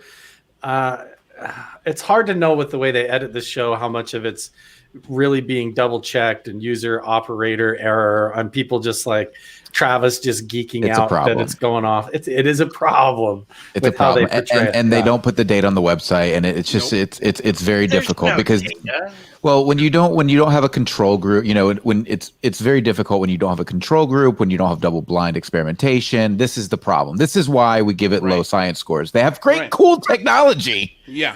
We give it low science scores because you got to follow scientific protocol. You need to use the scientific method, and they don't do that. They don't have control groups. They don't have double blind studies. None of it. I'm pretty sure they just brought in the ground penetrating radar because digging stuff up is kind of in their wheelhouse. It's fun. They wanted to get that in there. History Channel must have a contract with GPR. Because they put it in every single one of their shows. It's all product placement. I feel like it's the only part of science is like, yeah, I'll go do that for free. But isn't it fun? Don't you guys find it fun, like listening to Dragon talk when they bring up digging, and he won't use the word dig. He'll use like explore underground, or he'll just come up with other words to use besides dig. By the way, Jack Ryan just said in the chat, what happens in the unidentified celebrity review chat stays in the unidentified celebrity review chat. Maybe I think it is the dragon. And then of course, check this out. This is hilarious. Hey, Jack Ryan, come out to Vegas. Let's get you in the Osiris. Oh my God, McGowan wants everyone in the front seat of that sucker. Man, I can't wait. I want to get in there. My wife is actually in the chat. She worked on archaeological digs. There you go. Literally worked on archaeological digs. Yep. The stuff that's going on at Skinwalker, that's not archaeology. And we sat there while we're watching the show together, and she's just like, "Oh my God, that's not archaeological digging. That's George, jump in." I mean, usually if you have some sort of grid outline of where you could do, okay, we've done the magnetometer on these lines, and and here's where it's logical to start doing test trenches, and you go from a trench to expanding it out, and they're not being scientific at all. They're just like, well, let's pick a random spot. That would take more than 2 hours. Yeah, you would hope. It might take more than 2 hours. Yes. But if Travis is hungover, he doesn't have the time for it. It's true. Oh, he's a busy I don't know guy. if it's true. I'm sorry. That's not true. That's fair speculation. We're just teasing Travis. Up in the sky for him to see an orb for. He's looking down. Not as interesting. Yeah. And he doesn't get to handle the tools. Some other expert was handling the equipment. I know. I missed Travis in this episode. I did too. Okay, so real quick, we've only got 3 minutes really to get this review done. So I want to talk about real quick Jeff Cozart, the CEO of Juniper Unmanned, which was the drone system that had the magnetometer on it. I thought honestly this was the best part of the show, but again, the science falls short because we finally get hotspots on the ranch from a piece of equipment. It actually is highlighting magnetic hotspots, which is interesting. Well, I think what would be more interesting is if you put that drone up in the sky every single week and you see if the spots change. And now you've got an experiment to really look into. Because if this week the hotspot is where the cow died, and next week it's disappeared and gone to a different hotspot, that's, I think you find something way more interesting. Or if the information stays the same, then it stays the same, and we know that's where they are. Right. What are we looking at here? Rather? This is the magnetometer map of the United States from U.S. government service.gov. So there is some weird magnetic abnormalities everywhere. In the area. Yeah. If you zoom out, everywhere. It's the entire. I mean, look at the ocean, dude. So impact craters are at the source, or a lot of theorized for a lot of the weird and magnetic anomalies. Yeah, that wasn't even brought up. Just wasn't even brought up in the episode. I think that's one of the number one go-tos. Yeah. Are we just being unrealistic? Do we really expect they're going to roll a rock over and they're going to drag a Bigfoot out red-handed? Or what are we expecting they're going to have? Right? But did you notice the one hot spot near Helmstead 2? There was a big red head spot, and it was with the overlay. It was the same spot as the rock where thou shalt not dig. Right. And next week, I think they actually flip the rock where they're not supposed to dig, which is right. Okay. So I'm sorry, guys, I'm pushing through this hard. So we get Brandon Fugel. He comes to the ranch, and I thought this was the funniest part when he gets off the chopper, no tie, walks up to the stairs, and then looks back and Dragon opened the door for him. I was like, what was that all about, dude? And I was like, whoa. Okay. Your ass, Barton. Yeah. I actually didn't notice Brandon Fugel give him a look. I saw him open the door for him. I was like, he's opening the door for his boss. Look, he kind of just, it looked like he got up to the door and he wasn't, it might have been, he just wasn't sure. Is it locked? Do I open right. I think that. Well, you've landed at that place quite They're a bit. buddies. They're buddies. No, they're buddies. No, I'm not saying they're not. I thought it was funny. Okay. It was funny. So Fugel lands, and then they come to the conclusion they got to dig. And even the dragon himself, don't mean to bust your chops, but it took you eight episodes first season, 6 episodes now, so 14 episodes to finally come to the conclusion that okay, we need to dig. Like we have to dig. We have to explore underground. We have to explore underground. We have to let them dig. And they're talking about now, this is where I think it's going to get interesting. Let's see what happens, because now they're talking about drilling pretty big boreholes 50 to 100 feet underground. They're talking about, getting the excavator and really start. I mean, Fugel is like, I want you to start doing this now. Yeah. Like, let's get this done. He said, if you're comfortable with it, Dragon, right. I want to go all in. All in. And that's what I just love that the billionaire's like, so are we digging, Dragon? And like, it all falls on him, dude. And he's like, yeah. All right, we'll do it. So, okay, so let's give our scores. Let's give our scores real quick as we can. Let's start at the bottom, work our way up. Let's go with the ladies first. Josh, what do you think? Science score, then entertainment score. Wait, let's clear. What is the scale? 1 to 10. 1 to 10. 0 to 10. Science score. Yeah.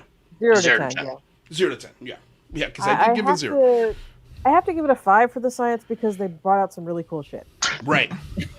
We actually had to look up what the machines were. Yes. But we did. I still want to see the repetition. I still want to see the actual data, and I want to see more than just 10 square feet of whatever it was they were doing with that pokey thingy. Yeah. But for entertainment, probably a 6 because I didn't get to see Travis quite so much going, oh my God, did you see that? And he didn't see anything this episode, which was hilarious. But I love how he's like, look at these circles here, man. Maybe there's some metal under there. Maybe it's a craft. It's like, wait, man, that's a hell of a leap. Okay. UFO Jane, what do you think? Yes, I think science goes up from some of the past few episodes. Yeah, I mean, they're still leaving us hanging, but there was a lot of kind of more normal-ish, subdued conversation, and the music's kind of chill. So I'd bring in maybe the science up to I don't know. I'm gonna bring it up to a 6 for me based on my science skills so far. Okay. But it was at the cost of entertainment. And I don't know if I'm ever gonna have as funny of a moment as Travis Taylor chasing after the invisible blob. So it was really hard to follow last week. So I'm gonna bring the entertainment way down to a 6.5. I was kind of okay, 6.5. All right. But I did, in case if Dragon is in the chat, I did appreciate all his moments and all the digging quotes because he was classic Skinwalker Ranch. Without that, we didn't have Travis. I think the show. Definitely one of the more entertaining Dragon episodes this season for sure. Jazz, what do you say, sir? Definitely agree that Dragon was more entertaining. I hope it comes back. As far as the science goes, I'm going to be disappointing to everybody else again, but mostly what I base this on is the ground penetrating radar. And also the guy that had the drone that was bringing across another device. I went and researched that stuff, and I mean, there's no data there. So as far as the science goes, I'm going to go ahead and do it, Luis. I'm downgrading it. My science score for that episode was a 1. Ooh. No, just a 1. It was just terrible. I saw nothing to support it. As far as entertainment, I thought it was a lot more entertaining. It was really engaging, and I'm going to give him a 7 on that. Okay. All right. Carl Vaughn? Oh, man. I think I kind of agree with everybody so far. I think with the science, I'm going to have to give it about a 5 to a 6, right around there.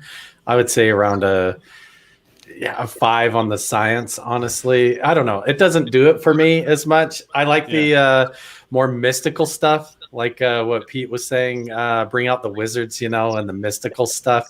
I like that kind of experimentation going on the ranch, the ancient petroglyphs and that kind of stuff. But so honestly, and the entertainment, I think, is about a 6 for me as well, because it didn't have the magic. It didn't have the mystery. I want them chasing through the bushes and, and getting spooked by shadow creatures and stuff. You know, when I see Bigfoot in the background. I know. Yes. When it gets too scientific, I kind of get lost a little bit. I'm like, I don't all think right, they let's. did Portal one time. Yeah, I want to see they it. definitely you know. did. They definitely did. Jane, Okay. we get a portal. You're getting a 10. Right. Yeah, there you go. Yeah, Yeah, exactly. Okay, so rather, I you've always got an interesting perspective on the science aspect of this show, and I know I have a feeling you coming into it, you liked it. So what do you got? Yeah, well, I like the magnometer data. I thought that was great. The ground penetrating radar, I do agree with Jazz. That fell a little short for me. So I'm going to downgrade it from my previous 9. I'm just going to give it a 6 for science this week. I thought it was still good, but not. You had it not at a quite 9 there. before that? Last week, man, I took like. Oh, Yeah, yeah, that's nine. right. Last week Yeah, you I said lost 9. my Yeah, tie. okay. Amazing. Oh, yeah. Sorry. Yeah, all right. Okay. This Okay. week only a 6. Entertainment though, Dragon cracking on digging, I think was amazing, and him opening the door from Brandon, that was the highlight of my episode as well. So I'm going to give it a 8.5. Okay, Yeah, you should. It's fun. Yeah, it's a cool moment. So Michael, what do you got? I laughed more in this episode than I've laughed in any episode whatsoever. and for me, like I had heard so much about the dragon prior to season 1, but I never really got to experience that. So I finally got to experience that this episode. The fact that he wouldn't use the word dig, but he agreed to it and would use every other word in the book to avoid just saying that. Just like for me, like it just put the entertainment value through the roof. So I gave the entertainment a 9 this week, and I stand behind that. Science, again, like we need double blind studies. We need data on the website. We need control groups. So we just never get that. But the technology is awesome. The word I can't say, magnetometer.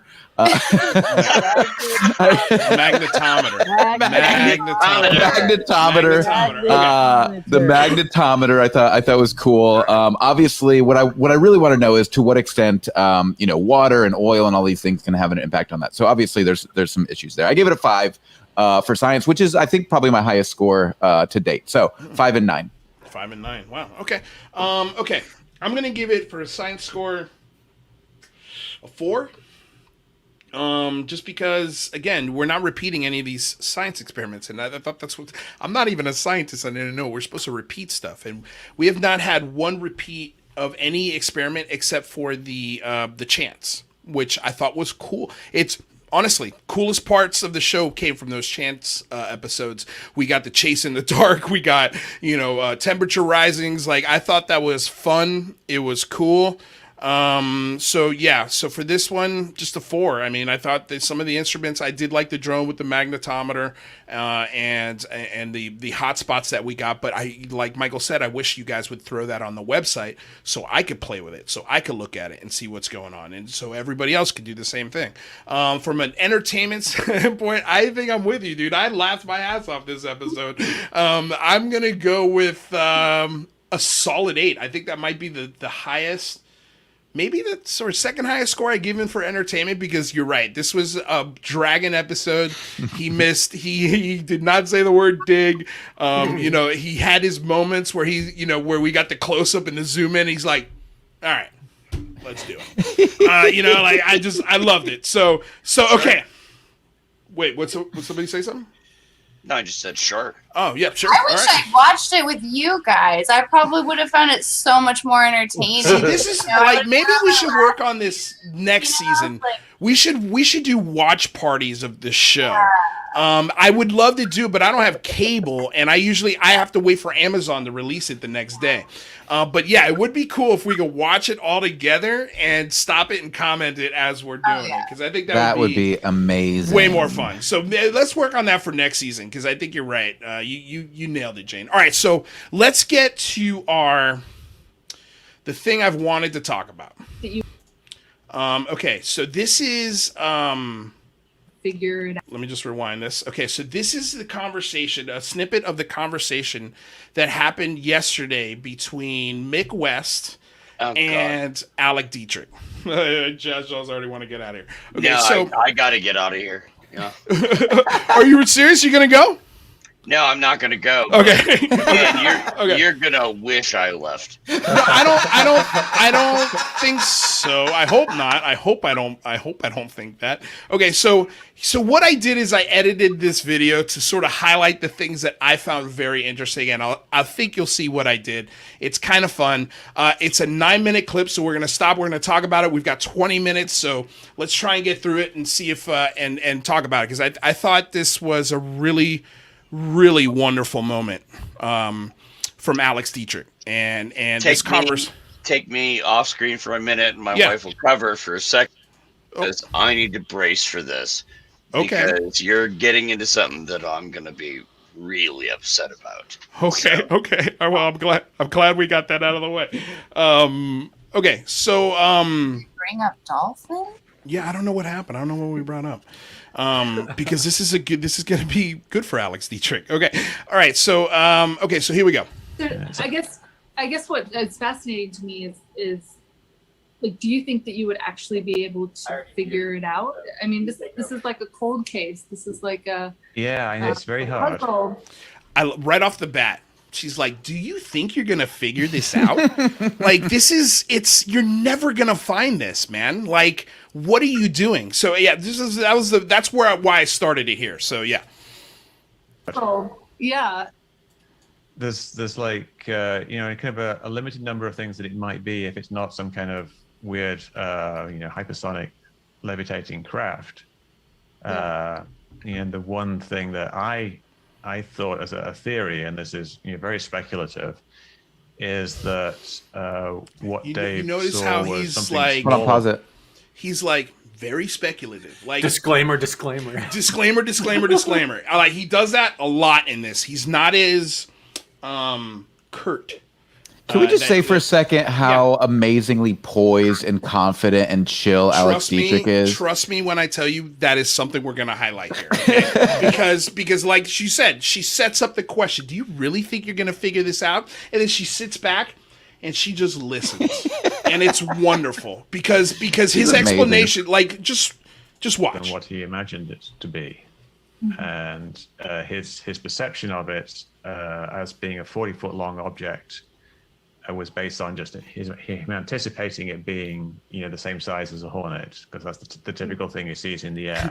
Sure. She's like his psychologist. Like, tell me, go on. He says in that report like 20 to 35 feet, which is different again. But say he thought it was 40 feet wide, and it was actually 20 feet wide, long, and then that would give him this kind of illusion of it being twice away as he thought it was.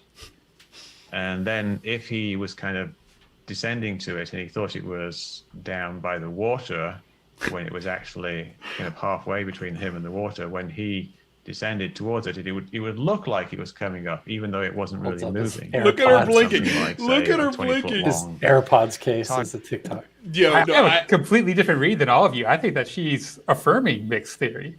I don't. Okay, maybe, but I mean, again, she's Wait, just why do kinda you think sitting there that? taking it in. Why do you think she's affirming his theory? Well, because she doesn't say no. That's clearly wrong. She's letting him speak. She's listening. She's listening to his explanation. Yeah. Well, so to interrupt him now would be kind of rude. I mean, she's doing exactly everything I wouldn't do. Right? Okay, like she's actually. I think that she's understanding it and listening and internalizing it. And okay, well, let's get into it. Let's get through it, and then we'll talk about it. Target to like a to tow target, like a target balloon or something like that from San Clemente that got loose or something like that.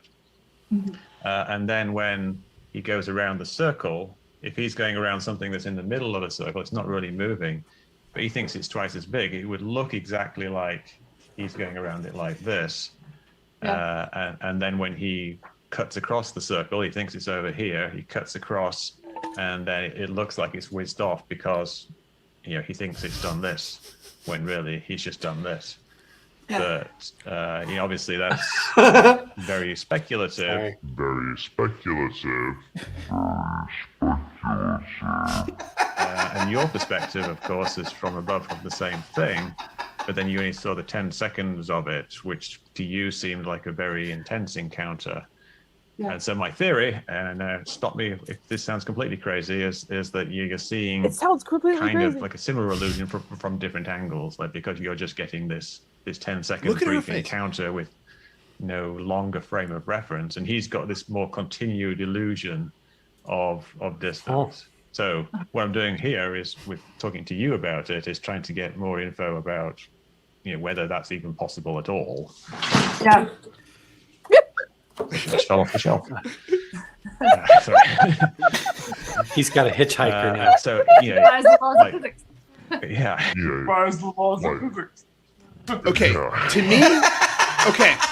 to me, right there, that tells me that what she saw defies the laws of physics. It's almost as if, something weird happened? Oh, really? It kind of like it defies the laws of physics.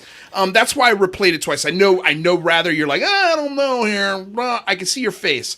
But let's continue. Well, can I say something real quick? Yes, I please. definitely felt like she was making a point there, right? Obviously, she doesn't think it was a poltergeist. Correct. Obviously, this is a silly joke. Correct. But she's making a point that what she felt like she saw, and this is speculation, but I got the sense that what she felt like she saw defied the laws of physics as she knows them. That's the way I took it as well. What do you got, rather? I disagree. I mean, she thought that it was a blue book experiment, that something was launched from a sub when she came back. She never thought it was an alien or something that defies nobody said physics. alien. No, Who said hold on. alien? Wait a second. Yeah, nobody said Well, alien. she never said it was something that defies physics. Okay, but she never said that. You're absolutely correct. But when she said she thought it was an unwarranted, blue book operation. A blue book operation. Okay, she'd also said that when she got back and she was reassured by people in the Pentagon that was not it. That's when she let go of that anger and then started looking at this in a completely different way. But she didn't really. She wasn't like, if you see something that's like an alien encounter, I would be obsessed with it. She was not obsessed with it. She was, agreed. But she hates this. She does not want to be talking to Mick West. And I'm going to let her speak in her words. No, she went on and on Twitter and back and forth, funny. Oh no, West for sure. No, Yeah. she's engaging. Real. But what I'm telling you is, I don't think she wants to take an hour out of her day to talk to somebody on a podcast. She said it herself. We're going to listen to her in her own words. Like, this is not something that she wants to do. The only reason she's doing this, rather, is to kill stigma and taboo. And she's also doing it to back up Fravor. Correct? Sure. Fair to say? Sure. Okay, Yeah. so let us continue, because I think It's getting hot in It's getting here. hot. Dude, I'm sweating bullets. Like, literal hot. Okay? So does that just sound ridiculous to you, that theory? It doesn't. Yeah, And again, I'm not wedded to any particular theory. I have, in all of these interviews and all of these folks who have reached out to me, they say, what do you think it is? And I say, I have no idea. I have no idea what it was. I had no idea. I mean, I did come back to the ship on November 14, 2004. And for a minute, it was pretty hot. I thought, were we vectored into some sort of live training range? And what we saw on the water was a submarine, and what was coming up, the Tic Tac, was some sort of surface to air or subsurface to air missile. And I was pissed. I thought it might not have been intentional, but it was certainly negligent to vector us into a live training airspace. But then I was reassured that it was not a blue system, that we didn't have any subs in the area, and have been reassured many times since by the folks that are in the Pentagon, as part of the Office of Naval Intelligence, ATIP, and UAP task force over the years, that that was investigated and that's been eliminated as a possibility. So that sort of reassures me that it wasn't a safety of flight issue that was self-induced by our own bumbling or negligence. So other than that, I haven't had any theories. I have an engineering degree as an undergraduate. I went to a math and science academy for high school. So I do like to have sound science backing up anything that I endorse or that I believe on. And by the same token, I don't think that we, as a, I don't think that we have discovered everything that is to be discovered. And why would she be saying this if she didn't think she saw something incredible? I don't think she would be. We forget she saw too something that she didn't understand. I think that we can all agree on that, right? Yes. And yes. I think that it sounds to me that she is not, she doesn't know what it is. She thinks that Mike West's explanation is a fair, possible explanation. And why participate on UFO Twitter? So, like, to what you're saying, Louise, I mean, she says she's almost saying it too frequently that she's not invested in this. And to me, I'm thinking that maybe she's more invested in this than even she's admitting to herself, and that maybe her gut is saying, yes, this is something weird. I have my smart, my science brain. I don't want to diverge from that. Don't want to speculate. But yeah, yes, deep down, maybe I feel like this is something alien or. I don't know about alien, but I definitely think she's incredibly driven. She is passionate. She knows she saw something, and it defied what she understood about what should have been out there that day, whatever it was. And she's not willing to take anything off the table. She's not willing to tell McWest, no, your speculation is stupid. She's willing to put it on the table with everything else, which we should all be doing. All be doing. Well, yeah. And that's kind of what gets to me is that, Mick West says, oh, maybe these fighter pilots were misunderstood something. And most of UFO Twitter says, no, that's impossible. These are expert observers who are trained and they're not going to make mistakes. But, that's not 100% true. And when you ask that question to the fighter pilots, they admit that they can make mistakes. So, it's a bias to assume that anybody in a professional position can't make a mistake. That's absolute bias, and you're absolutely right, Rather. Here's the thing, though. We forget that they sent a second plane out that filmed this thing, tracked it, and actually captured it on footage. Right. And she's mentioned in other interviews before this that during the incident, because they didn't have weapons on board, it reached a point where she was worried they were going to have to crash their own airplane into this thing to prevent it from maybe potentially hostilely attacking their fleet. They thought it was a real threat. It's not. How often does a pilot that's up doing a training exercise have to consider, I might have to crash my aircraft into this and kill myself in order to stop an attack? I don't think that she saw some kind of an illusion. Right. And they didn't film this illusion on the radar, I don't think. Here's the thing also, man, is she's prefacing, look, I'm an engineer. I was in the math and science club in high school. Like, I'm a smart person, okay? And what I'm saying is, yeah, maybe your theory is right. Sure, I'll go ahead and admit that. But she also then starts going into, but just because I have these degrees doesn't mean that there's not something out there that is unexplainable. So she's setting up both sides beautifully. Okay, she's answering the question, but in her own way. It's not direct, and she continues. So let's keep going. Jazz, I know you're being real quiet. Are you still holding your tongue? Always. You're mute. I'm just waiting for him to tell me to go F myself. I am sitting there waiting because I'm watching my wife on the screen. Yeah. Because everything you guys are saying, I am sitting there biting my fucking tongue. Okay, Jazz. All right. All but right. Keep going, because don't let me jump in. Just because I was a guy that served in the military on a fucking aircraft carrier for years. Jazz. Hold on, let him go then. I can feel the heat right up here. Don't let me jump in. Keep going. Okay. All right. Just watch it with the F-bombs. We're trying to monetize the channel. Okay. No worries. I know how you feel about Mick. I know that the way he presents these things makes it seem as if he's calling these pilots and these Air Forcemen liars. Inept. Right. And inept and stupid. And it pisses him off. And I get it. I get it. 100% understand. But we also have to accept this guy is a voice in this community. So we have to accept that. And let's not get pissed. Let's not bite our tongues. There's no reason to get upset.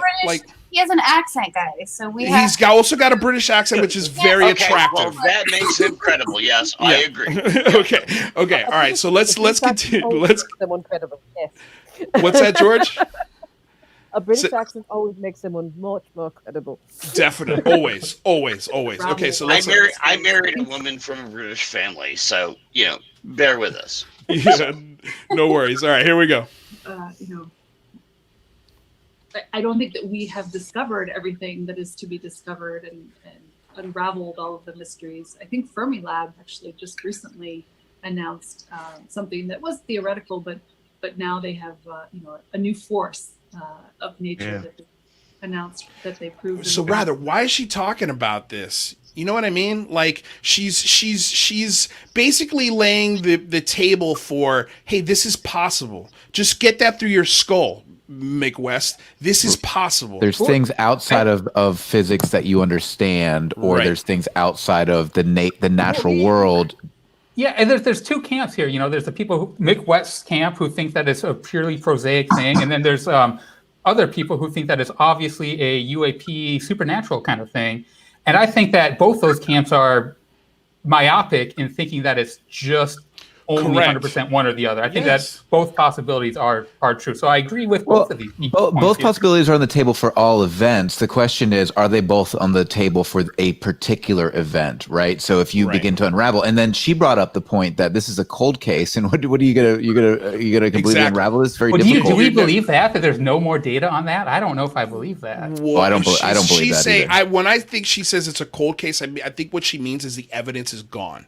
You're never gonna see it again. Like now you can because here's the thing, even if you gave Mick the radar, even if you gave Mick the longer video, even if you gave Mick everything that everybody wants, I think Mick West is still going to be like, no, that's not real. And here's the problem with Mick, and I love him to death, but he doesn't allow for himself to be wrong. He's 100% on this. Alex Dietrich is not. I am not. You are not. Jazz is not. I would actually argue that he's not 100% on this. I think he's looking for the truth. I would love to see him sit down with Fravor. Well, I think because he said that, I'm speculating on this. Here's a speculation that I have, and he's sharing a speculation. He never does that anywhere else. Ever. And this is what I love about Alec Dietrich, because you can't approach her with the I'm Mick West and I'm going to tell you, because he's pissed off pilots. He's had those interviews. He pissed off a guy who built a FLIR. That was his job, to take apart FLIR systems and put them back together. And he was telling that expert, no, you're wrong. So they get mad, they get upset. And the reason why Fravor hasn't talked to him is because he's so curt. He's so dismissive of all of this training and all of this work and all of everything that they are. Like, I think it's a misinterpretation of his British accent. Well, that could be it. But what I'm saying is, even if it's whatever. I lost my train of thought. Let's continue. Sorry. Yeah, exactly. So, I think it would be incredibly arrogant of us to say we know everything and there's nothing left to discuss. But I don't know whether what we saw on November 14, 2004 was something new to discover, or whether it was some natural phenomenon, whether it was some human activity, whether it was some adversary, sneaking up on military. Now, notice she didn't say balloon. So it was this, it could have been this, it could have been this, it could have been this, it could have been this. She never once mentioned balloon. Am I wrong here, rather? I picked up on that, too. Okay. Good point. Okay. Even if it was a balloon, this is a huge problem. It's a huge oversight that this is getting that misidentified and causing this much of a mess. If it's a balloon, that's just as big of a problem in a way. But my point is that she's not answering his question directly because she's laying out all of the reasons why it's not a fucking balloon. So I just broke my own rule. Okay? She was briefed. There's no chance that she was briefed on this, and there's things she can't share about it. Absolutely. Ryan Sprague, by the way, he was tweeting about the Fermi paradox as well, right? On Twitter, and he's saying that he's encountered these objects in the sky for every day for a couple of years. You know, so I don't know, a balloon. Right. Well, let's continue. Again, part of this engagement, part of why I agreed to talk to you, or why I'm, talking to folks on Twitter or doing some of these interviews, is to reduce the stigma. Sure. So that when folks see something strange, they will come out and report it up the appropriate channels. Maybe. So when people see something strange, to report it up the appropriate channels. That's And her I think mission. I think That's that, her mission. even if it was a balloon, and she, yes, it shouldn't be a stigma. You should be allowed to make mistakes Correct. and say that Correct. something was wrong. Correct. But the only problem with mixed balloon theory is when they turn around, the balloons for some reason no longer there. I mean, I don't know why. Yeah, and just to be clear, I don't buy the balloon theory, but okay. I do. No, I was know you more don't. convinced by I Mick know you after don't. this interview. Look, you like playing devil's advocate, and that's why I love having you on here, because you have a really sharp mind, and just like Jeremy McGowan says, not everything is a UAP, and not everything is, so or isn't. Correct. Sorry. Thank you for correcting me. I would just like a little bit of credit. Yes, please, Jazz. I'm sitting here being very quiet. I know, Jazz. And I am not jumping in at the offensive things that Mick West is saying. I know, Jazz. I would just like to have a little bit of credit, and my wife has cautioned me. Don't come up and use an F-bomb. I'm not doing that. I challenge you, Jazz, to think of it in a different terms. I don't think that Mick is trying to be offensive or actually being offensive.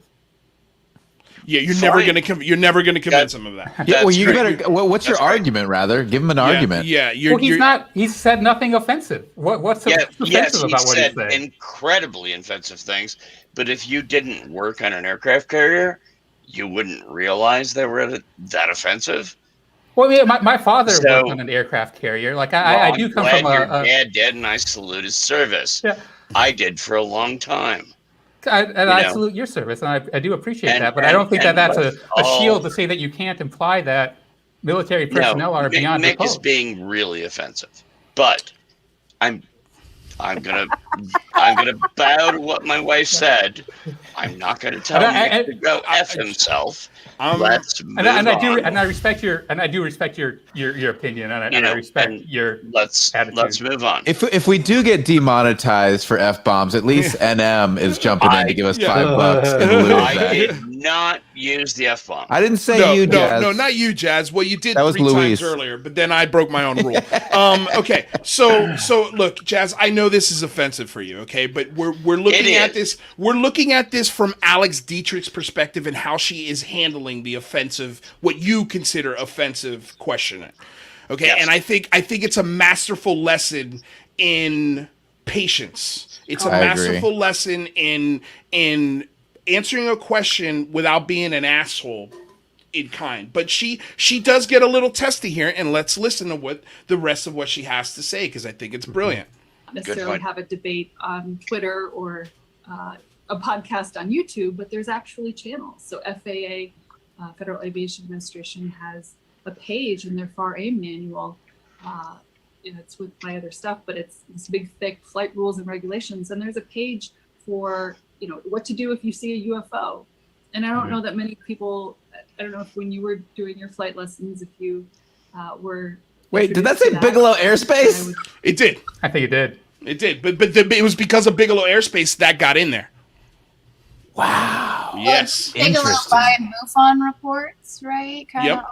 Yep. Say that again, Jane. So weird.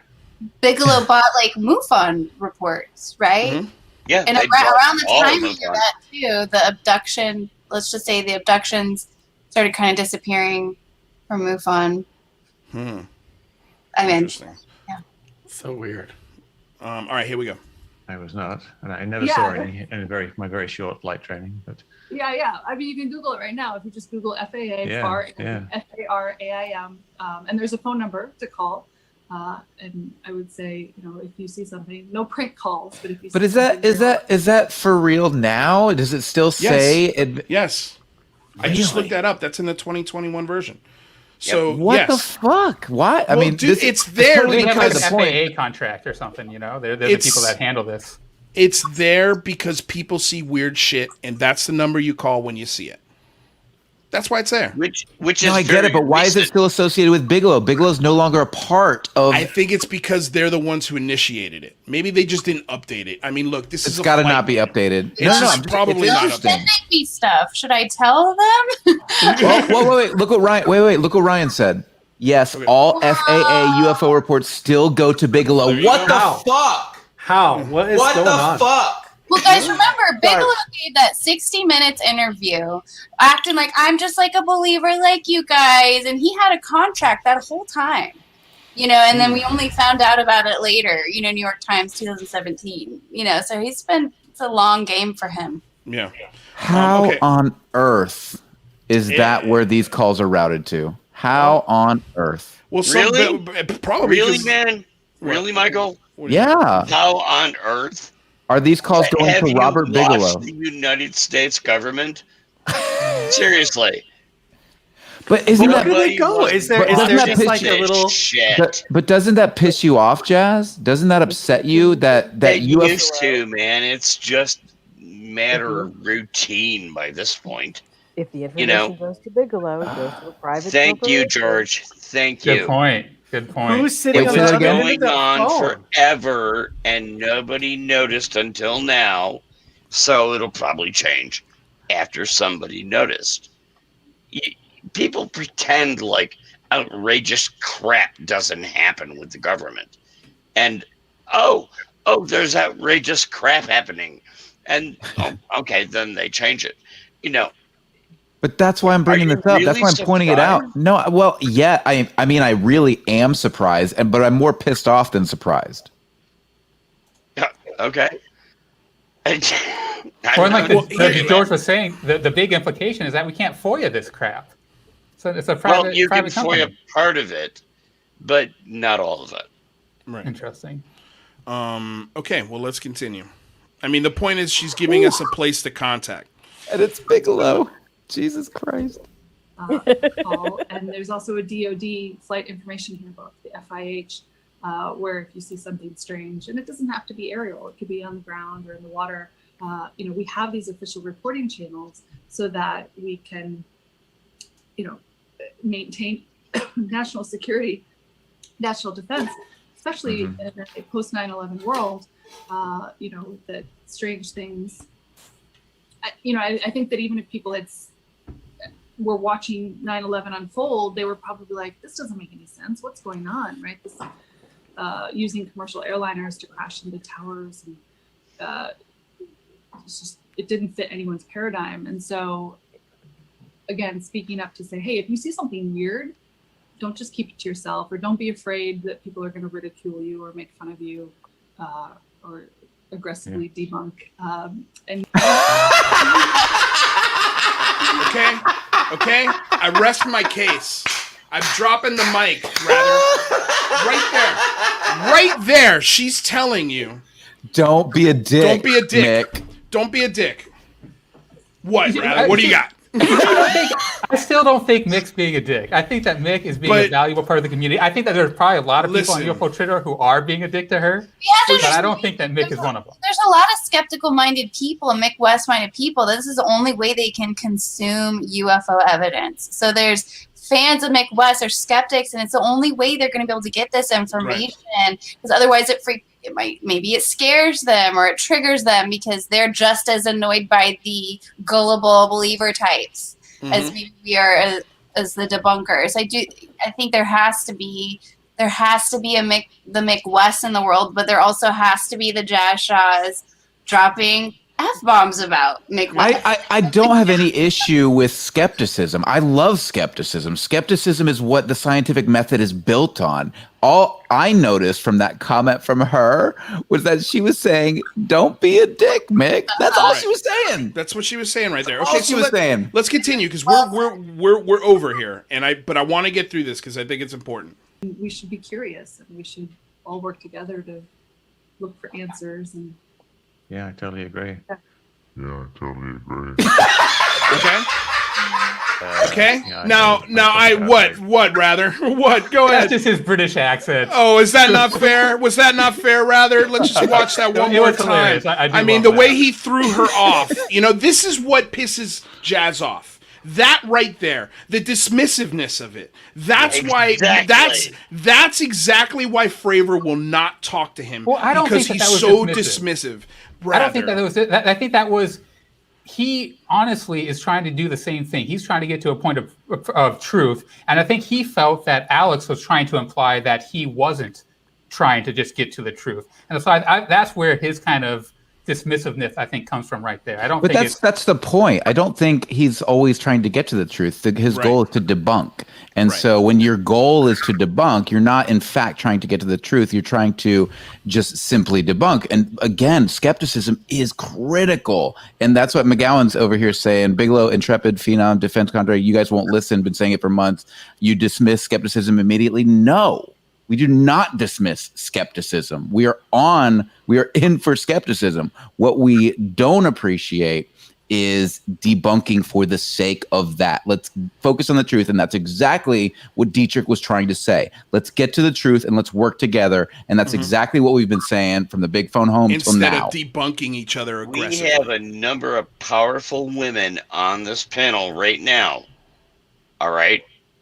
And I will tell you, when I look at her, I'm getting emotional right now. I was a veteran, you know. Anybody that comes and just blasts her, you better back the fuck down. You know, just seriously. I mean, it hurts me. It hurts me emotionally. She went and did something that none of you, none of me, none of us would have ever done. And it's painful to watch what she's going through. And I just hate seeing it. I'm sorry if that sounds, you know, it doesn't, Jazz. Look, I understand what you're saying. I get what you're coming from, and this is what I'm trying to point out to you. Rather, like, this is why he doesn't listen. If he was being nice and he was being genuine and he was being cordial, he would get an interview with David Fravor. He would. Yes, he would. He would. He'd be on Joe Rogan. He'd be on a lot more platforms if he was actually trying to genuinely show us the truth, which I do think he's trying, but he does it in a way that's offensive. Don't you get that? I don't get that at all. Well, I mean, look, and I think it's because we haven't served. That's why we don't get it. Because no, I mean, I don't know. My father is a veteran. Great, my dad's a cop. That doesn't mean anything. And they're associated. They know this story. They're not offended by people questioning David. But Fravor. listen, how many interviews has your dad watched of Mick West? A lot. He watches this show. He's probably watching right now. Okay. Well, let's get him on the show. Maybe we can get a different Navy perspective here, okay? But I'm saying... It's ridiculous to say that people are above reproach. I think it's important to remember that, like, feelings aren't... This sounds like so psychology. Like, feelings are really wrong, right? Like, so... I think Jazz is coming... I think, again, like, Luis, like you're saying, coming from a perspective that I definitely... can't relate to, and it might be picking up on something that Alex is putting out there that maybe you or I wouldn't, pick up on. And I definitely think that Mick West wants to be offensive and enjoys reacting. He likes trolling. Like he likes trolling.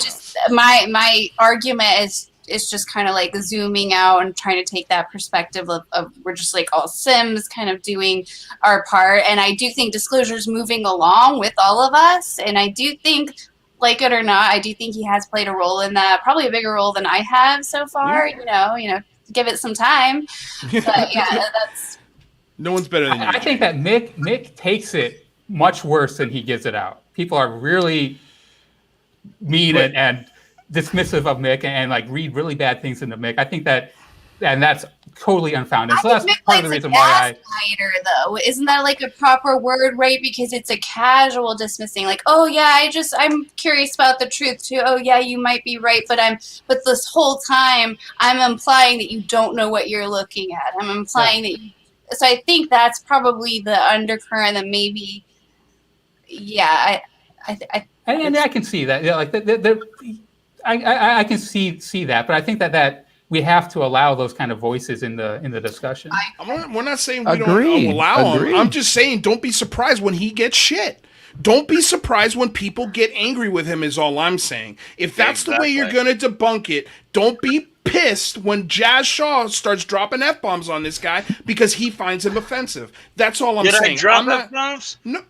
Oh, George, you told me not I to. can read your mind, Jazz. George, did I do it? I'm sorry. I apologize. She told me, God, don't tell Mick to go F himself. No, you're good, Jazz. Like, don't drop F-bombs. You know, George, you were supposed to be monitoring me. I'm in a different room. Come on. You've been good, Jazz. You have to understand to a certain extent. I thought I didn't do any Wait. No, George is talking. George is talking. What'd you say, George? Understand what Alex went through to be where she is. I mean, she's. You know close to where my Alex age. went through? Was I one know of the where Alex few went through. women- she was one of the first women to go through a military college, and Yes. to go through the fighter college. And she was one of the even first to land on a carrier. which is fucking amazing. There's my F-bomb. And but you know, to go through as much hazing as she had to go through to be in the military at that age, to be in mathematics and science in that age, that is difficult. I know. I tried. I couldn't hack it. I got out of it. I had a lot of pressure when I was graduating from high school to get into computer engineering and stuff. And frankly, I didn't want to deal with you've got tits and you can do math. What's wrong with you? You know, you're a freak of some sort. And Exactly. you get a lot of pressure with that, as well as are you going to blow me for an A? You get all sorts of stuff from your classmates as well. Why are you here when you're taking the spot of another white male? Right. You know, you get a lot of that shit, and to go beyond that to get where she is, props to her. Serious props to her. And not Fucking only right on. God damn, with the goddamn Sorry, That's but she's my right. wife right there, by the way. She's right. And she is preaching it. The difference Amen. between the first interview that she was on TV and this interview, the poise. Mm-hmm. I mean, she knows exactly what she's saying. Mhm. She knows exactly who she's dealing with, and she's not taking any shit. Yeah, Yep. and if you understand the level of the danger, I mean, these are the to be a fighter pilot, that is your job as the co-pilot or whatever, is to engage the weapon systems. Your entire job is the observation and identification of a target, locking on that target, knowing what to do with it. And when those are locked on, you understand the way that the display is spread and even what they've released. Everybody in that whole fleet is seeing what they're tracking and what they're recording on that radar. And then for him to fly in and say, when he passed back over this way, the illusion of the balloon, just so matter of fact, I can see why for some people that's deeply offensive. That's your entire job, is to keep people alive and the country safe by correctly identifying and using these advanced systems with a coordinated effort with your entire fleet and your entire system to identify whether this thing is a threat or not. And then to have them say, you guys are all freaking out over a balloon, is a little bit flippant. It's offensive. You can find the offense in that, right? Rather. No, because it's not the misidentifying. I think it's an something. important It's not question. misidentifying I think somebody needs to say, "Is it a balloon?" But Well, to say, it's not you saw a questioning- balloon, it was an illusion. I think is a little bit.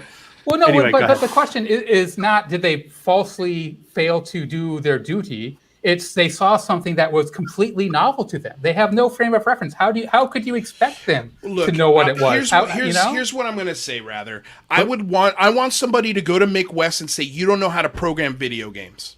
And let's see how he takes it. And then every time he says, "Oh no, I do," no, you don't. Maybe what you did was kind of a video game, but it wasn't a real video game. I mean, let's be honest. You know, like, it's offensive, dude, because you've that's your whole life. Don't you understand? That's your identity. And you're I don't even think that she took offense to it. She didn't. I'm not talking about Alex here. Rather, I'm talking about Jazz. I'm talking about David Fravor. The people that don't talk to him, or the people that get emotional. Okay, and I'm getting emotional. The people that are getting emotional are the ones that are the ones who are finding this offensive. And just because your dad doesn't find it offensive, he doesn't speak for everyone. Neither does Jazz. Obviously Jazz does find it offensive, and I don't want to take that away from him. I mean, that's his experience, and that's true to him. And yeah, I mean, obviously he finds it offensive. I can't say that it's not, but I don't understand that. Right, and so let me offer one thing. That's fair to just say you don't to- understand that, but don't say it's not offensive. Well, he didn't. He rather said it wasn't. He didn't find it offensive. So he was saying that he didn't find it offensive. But I just want to say one thing. So rather, you're saying I can understand how somebody else could find it offensive. These are things Mick West doesn't say, and I just want to appreciate you for saying that, because you do feel like you can look beyond your own sphere of influence, whereas that's not what we hear from Mick. And the way you're defending his ability to do so is not something he would do. Right. Yeah, if you started a career right now debunking these videos, your approach to the topic would be infinitely different than Mick West's. And I think you would probably get better guests than Mick. You would get better questions asked than Mick. In Mick's defense, if I did, started making videos about a year ago, and some of my original videos I actually were ripped off of Mick West because I found his videos very, very intriguing. Right. And I got a lot of backlash. People I'm sure you did.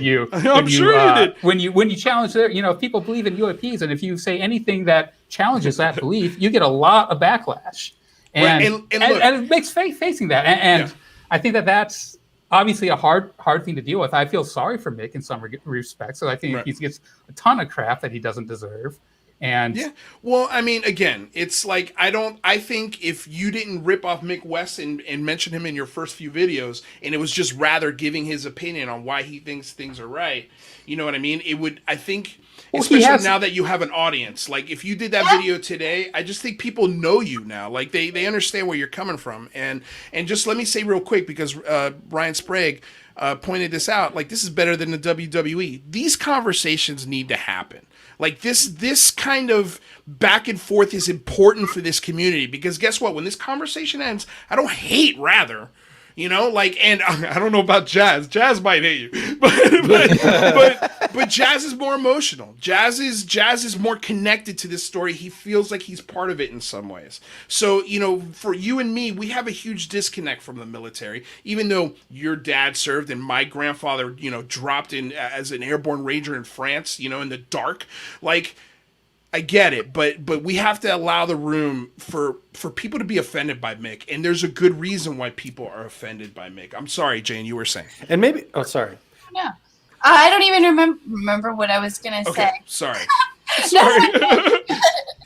Maybe the word offensive is the wrong word. Maybe that's the wrong word. I mean, I think maybe Mick's approach to it just feels so closed off and a little bit flippant.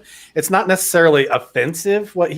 The point that he's trying to make and the position that he has is one that's needed. I don't necessarily think it's offensive. Not calling names. He's not. I don't think he's being rude or offensive in his. But I think the way that he's approaching it isn't respectful to the data or the witnesses. And there is a lot of very respectful witnesses and people trying to account for this, and the data revolving around it that's coming out, I think, warrants a careful approach maybe to the topic. And the approach that has been brought to the table by people in authority is just to send it to Bigelow or just to not even be able to tell anybody. And that's kind of, I think, the point is like there has to be a pushback against just that, it's swamp gas response to all of this. This interview with Mick was the most tame I've ever heard him. The most tame, because he can't come at a woman the way he comes at a man. He has to be very careful with how he asks his questions and how he's putting them across. And he prefaces everything with, call me crazy, maybe this is wrong. He never does that. He does it with Alex Dietrich. And that's why I think they should put her in front of Congress when they do have hearings. But let's move on, because I want to see what the rest of what she says. Are we going to finish? Okay. We got to wrap up. Okay. I know we do. We're running a half hour over, but these discussions are important. They're important. All right. So let's listen to what she has to say. I won't stop. Together to look for answers. Yeah, I totally agree. And when I talk about like UAPs, I always raise the point that there's very real issues to do with any kind of unidentified object. Like your encounter is obviously a very real issue and not something to be dismissed. I mean, really, the Navy wants to figure out what went on, and I'm sure they tried. Yeah, they assured you it wasn't was it a blue operation? Where they was friendly exercises. Has anybody suggested things that it might be that aren't, advanced technology, like other ideas? Careful now, Mick. Sound at all plausible to you? No. I mean, I've heard most of them from UFO Twitter. Right. Again, I don't follow it. I don't lie awake at nights thinking about it. I think that we are, that this is past an opening. We're not going to get any more information. The other eyewitnesses might be able to provide a bit more to the encounter and help clarify the timeline, but I don't think we'll get closer to identifying what it was that day. Sure. I think if that was possible, that the folks in the Pentagon would have done that by now.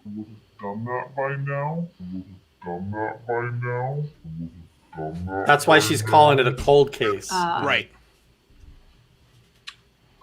What the other thing that I hope, besides reducing the stigma, is that we collectively do better about gathering more and better evidence. So basically, and that's the end of it, and this is where we're going to end. Basically, she's saying, if the Pentagon couldn't figure it out, how did you? That's what I got from that. Like, if the Pentagon and the Navy could have figured it out with all of their instruments, all of the data, all of the radar, all of the behind-the-scenes information, the Pentagon is still perplexed. But Mick West, with his iPod case, cracked the case. He figured it out. He figured it out, and that's why it's offensive. That's why it hits the ears of service people in the wrong way.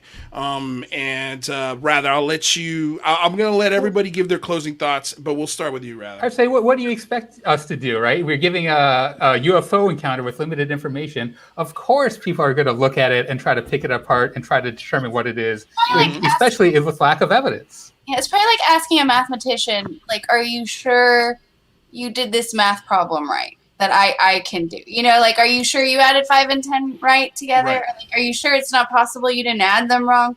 I think that's probably the missing piece is where, I'm not an expert on, I'm not a fighter pilot, right? So that I think that's maybe that analogy might help you a little bit rather get where the offense is coming from. Like, well, yeah, of course I already considered that. Like, why are you even asking me that? Right. But I mean, I just love how she's like, the Pentagon would have figured it out. They would have figured it out, and I agree with that statement. And I agree. Like, show your work, though, Pentagon.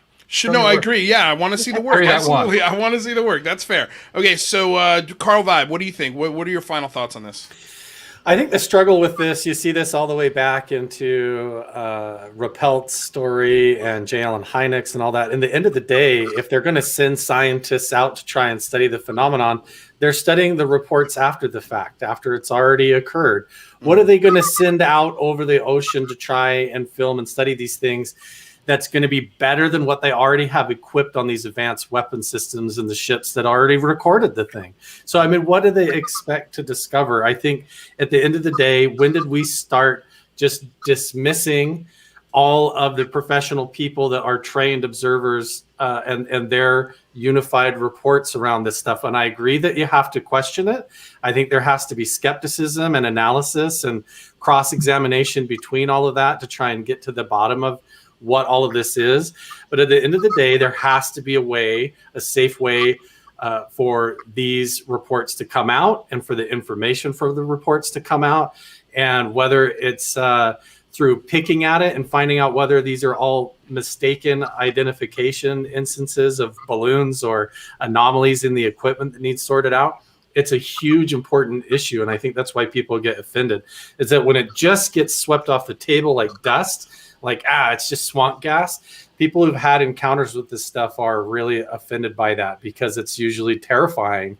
It feels like a life and death threatening situation in these events, and they don't take it very lightly when they do that for a living and they really face it face to face. It's seems anomalous even to them, and they're trained for these high risk situations. So yeah, I have a lot of thoughts about it. George?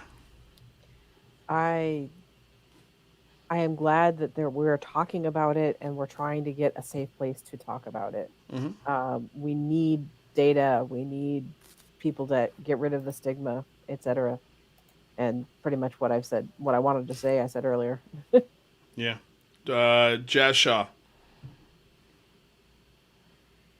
You're muted. You're muted. Okay, I was muted. Sorry. Thank you. If you never served on an aircraft carrier, if you never went into war, and you go and you want to bring a case against somebody saying, oh, you don't know what the hell you were seeing. I was there. I watched it. I watched it up close and personal. And Alex has come forth and done something that I don't care if she's female or male. She went and said something. If you weren't there and you didn't watch it, be cautious before you go criticizing what they say. That's all I have to say. All right. UFO Jane Kyle, what do you got? Oh yeah, I think I interrupted earlier. I think I gave more than my 2 cents on it all. Okay. I just wanted to make sure you didn't have any other final thoughts. Appreciate it. I will say this, it's tough. It's a tough one, and I'm with you, rather. I hope this didn't feel like a beat-up session for you. But, Jazz, it's not like I'm... Alex Dietrich and David Fravor are disinformation agents. It's not like they're CIA. It's not like they come from one of these 3-letter, scary programs that you really, really have to dice and slice what they say because it's hard to tell who's being honest and who's not. When it comes to David Fravor and when it comes to Alex Dietrich, I believe him.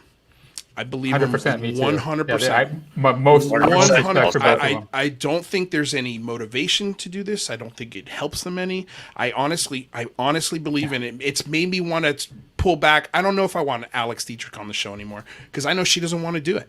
Right. She does not want to do this. Like she's here. Why would she? Well, no, I mean, there's a lot of reasons why would she, but there's some also good reasons why she would.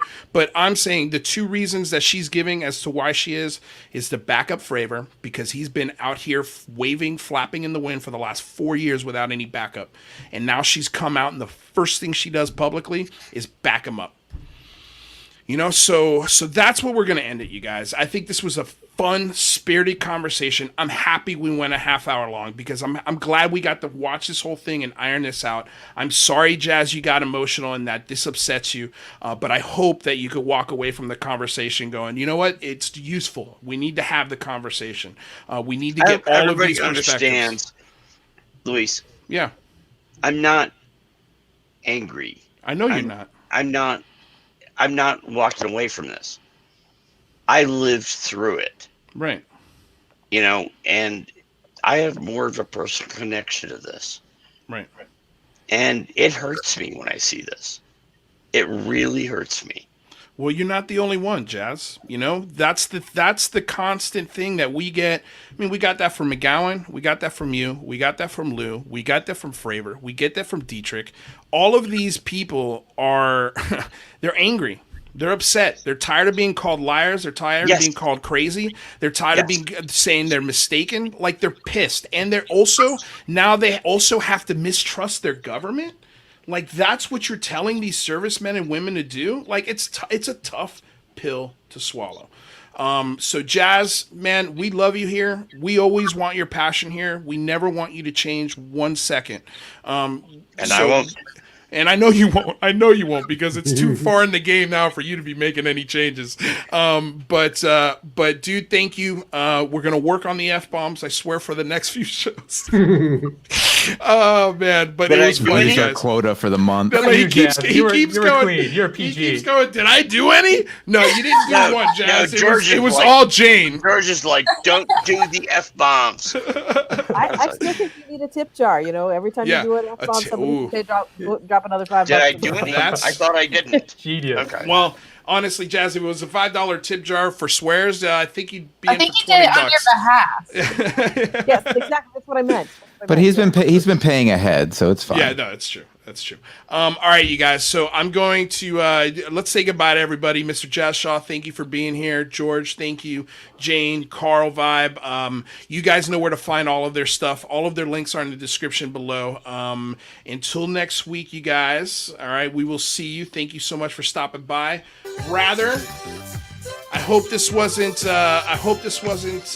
bad for you, buddy. No. I hope I didn't offend any. No, you didn't offend I anybody. have the utmost respect for You everyone. didn't I offend enjoyed the anybody. discussion. I had a lot I of just fun. wish you were Mick West. That's what I wish. Can I honestly. offer? I didn't get a final thought. Can I get a final Yeah, thought? of course, Michael. I'm sorry. It's okay. Michael. It's all right. It's all right. Sorry. I just wanted to say that I think skepticism is so critically important, and we should never devalue questioning everything. And so I really appreciate that you bring that to every situation, rather. You know, and I know how difficult it can be when you're trying to, say that when people have real emotion connected to it, and those people's emotions are valuable and should be treated as such. And I just wish people like Mick West did more of that, like you do, rather, because that would make this conversation so much better, and we could get so much further and get so many more answers and do such a better job building better models and data that could help us resolve, Look at what this. we're looking to resolve. I appreciate it. This is a great venue for these discussions. Dude, Dave Bradshaw, rather is a good egg. Yeah, I appreciate Derek you, Dave, all Daughtry, you guys. rather for Space Mayor. Now I've become death. You let the squid community down, wink. Okay, like, here's what I'm saying, rather. If you were Mick West, I think it would be a lot healthier. That's all I'm He saying. does have a certain affect that I can He see has how it. puts people off. Yeah, and that's all people want you to say. Just agree with the delivery.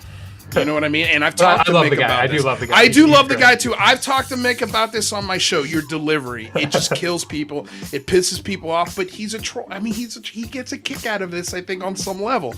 And the reason why I wanted to talk about this video specifically is because he wasn't the same old typical Mick West. He was very subdued, very respectful. As a matter of fact, I think if he did this with every other guest he comes on to debate, it would be vastly different than they've gone in the past. And I'm glad that they got to. Here's the thing. I'm glad they had the conversation. Finally, you guys put away the Twitter and you guys actually had the conversation. So kudos to Respect Alex to both. Dietrich. Yeah. Kudos to Mick West. Like, honestly, more of this. More of this. I don't care if it happens on my show. I don't care if it happens on Mick's show. Alex, it doesn't matter. We need to have the conversation. We need to move forward as a community. And this is the way we do it. Thank you for the $4.20 donation. This is for the effing swear jar. Thank you, Schoolcraft. Thank you. Do you have another thing, Mikey? No, I'm good. Yeah. I again, like, I really think that if we come to it from a perspective of the least bias possible, and we're just looking for the facts and the truth, and we leverage each other's brilliance, we're gonna get somewhere. And so stick around. We're gonna get somewhere, folks. Yep, we'll get there together. Together. Right? All right, you guys. Rather, thank you so much for being here. Thanks for being a punching bag for a good hour.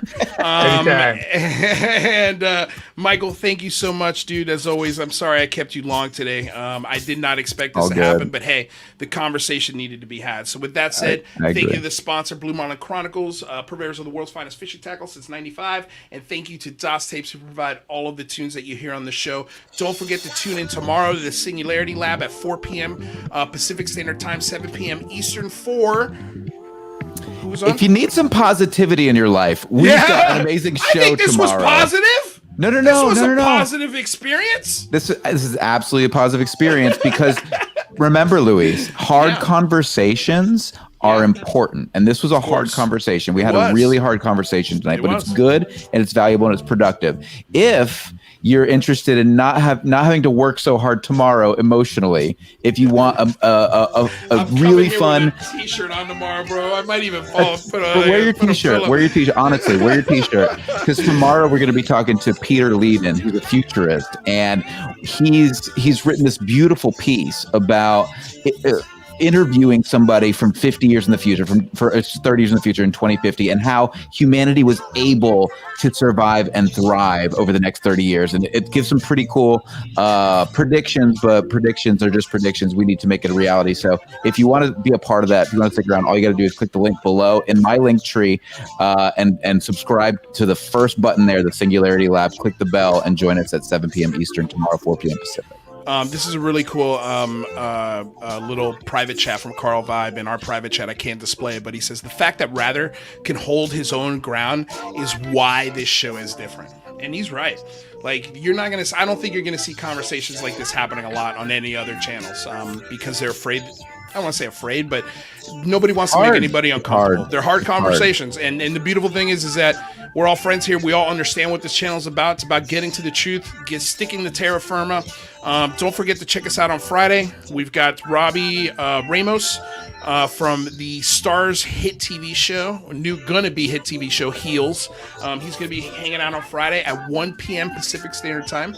And I think we've also got some other friends stopping by on Friday. So thank you guys so damn much for coming aboard, getting weird with us here on another episode of the Unidentified Celebrity Review. Your home for credible news, reviews, and commentary on everything UFO and UAP. I'm Luis Jimenez. That is Michael Mataluni. Until tomorrow, you guys, stay safe out there. Peace.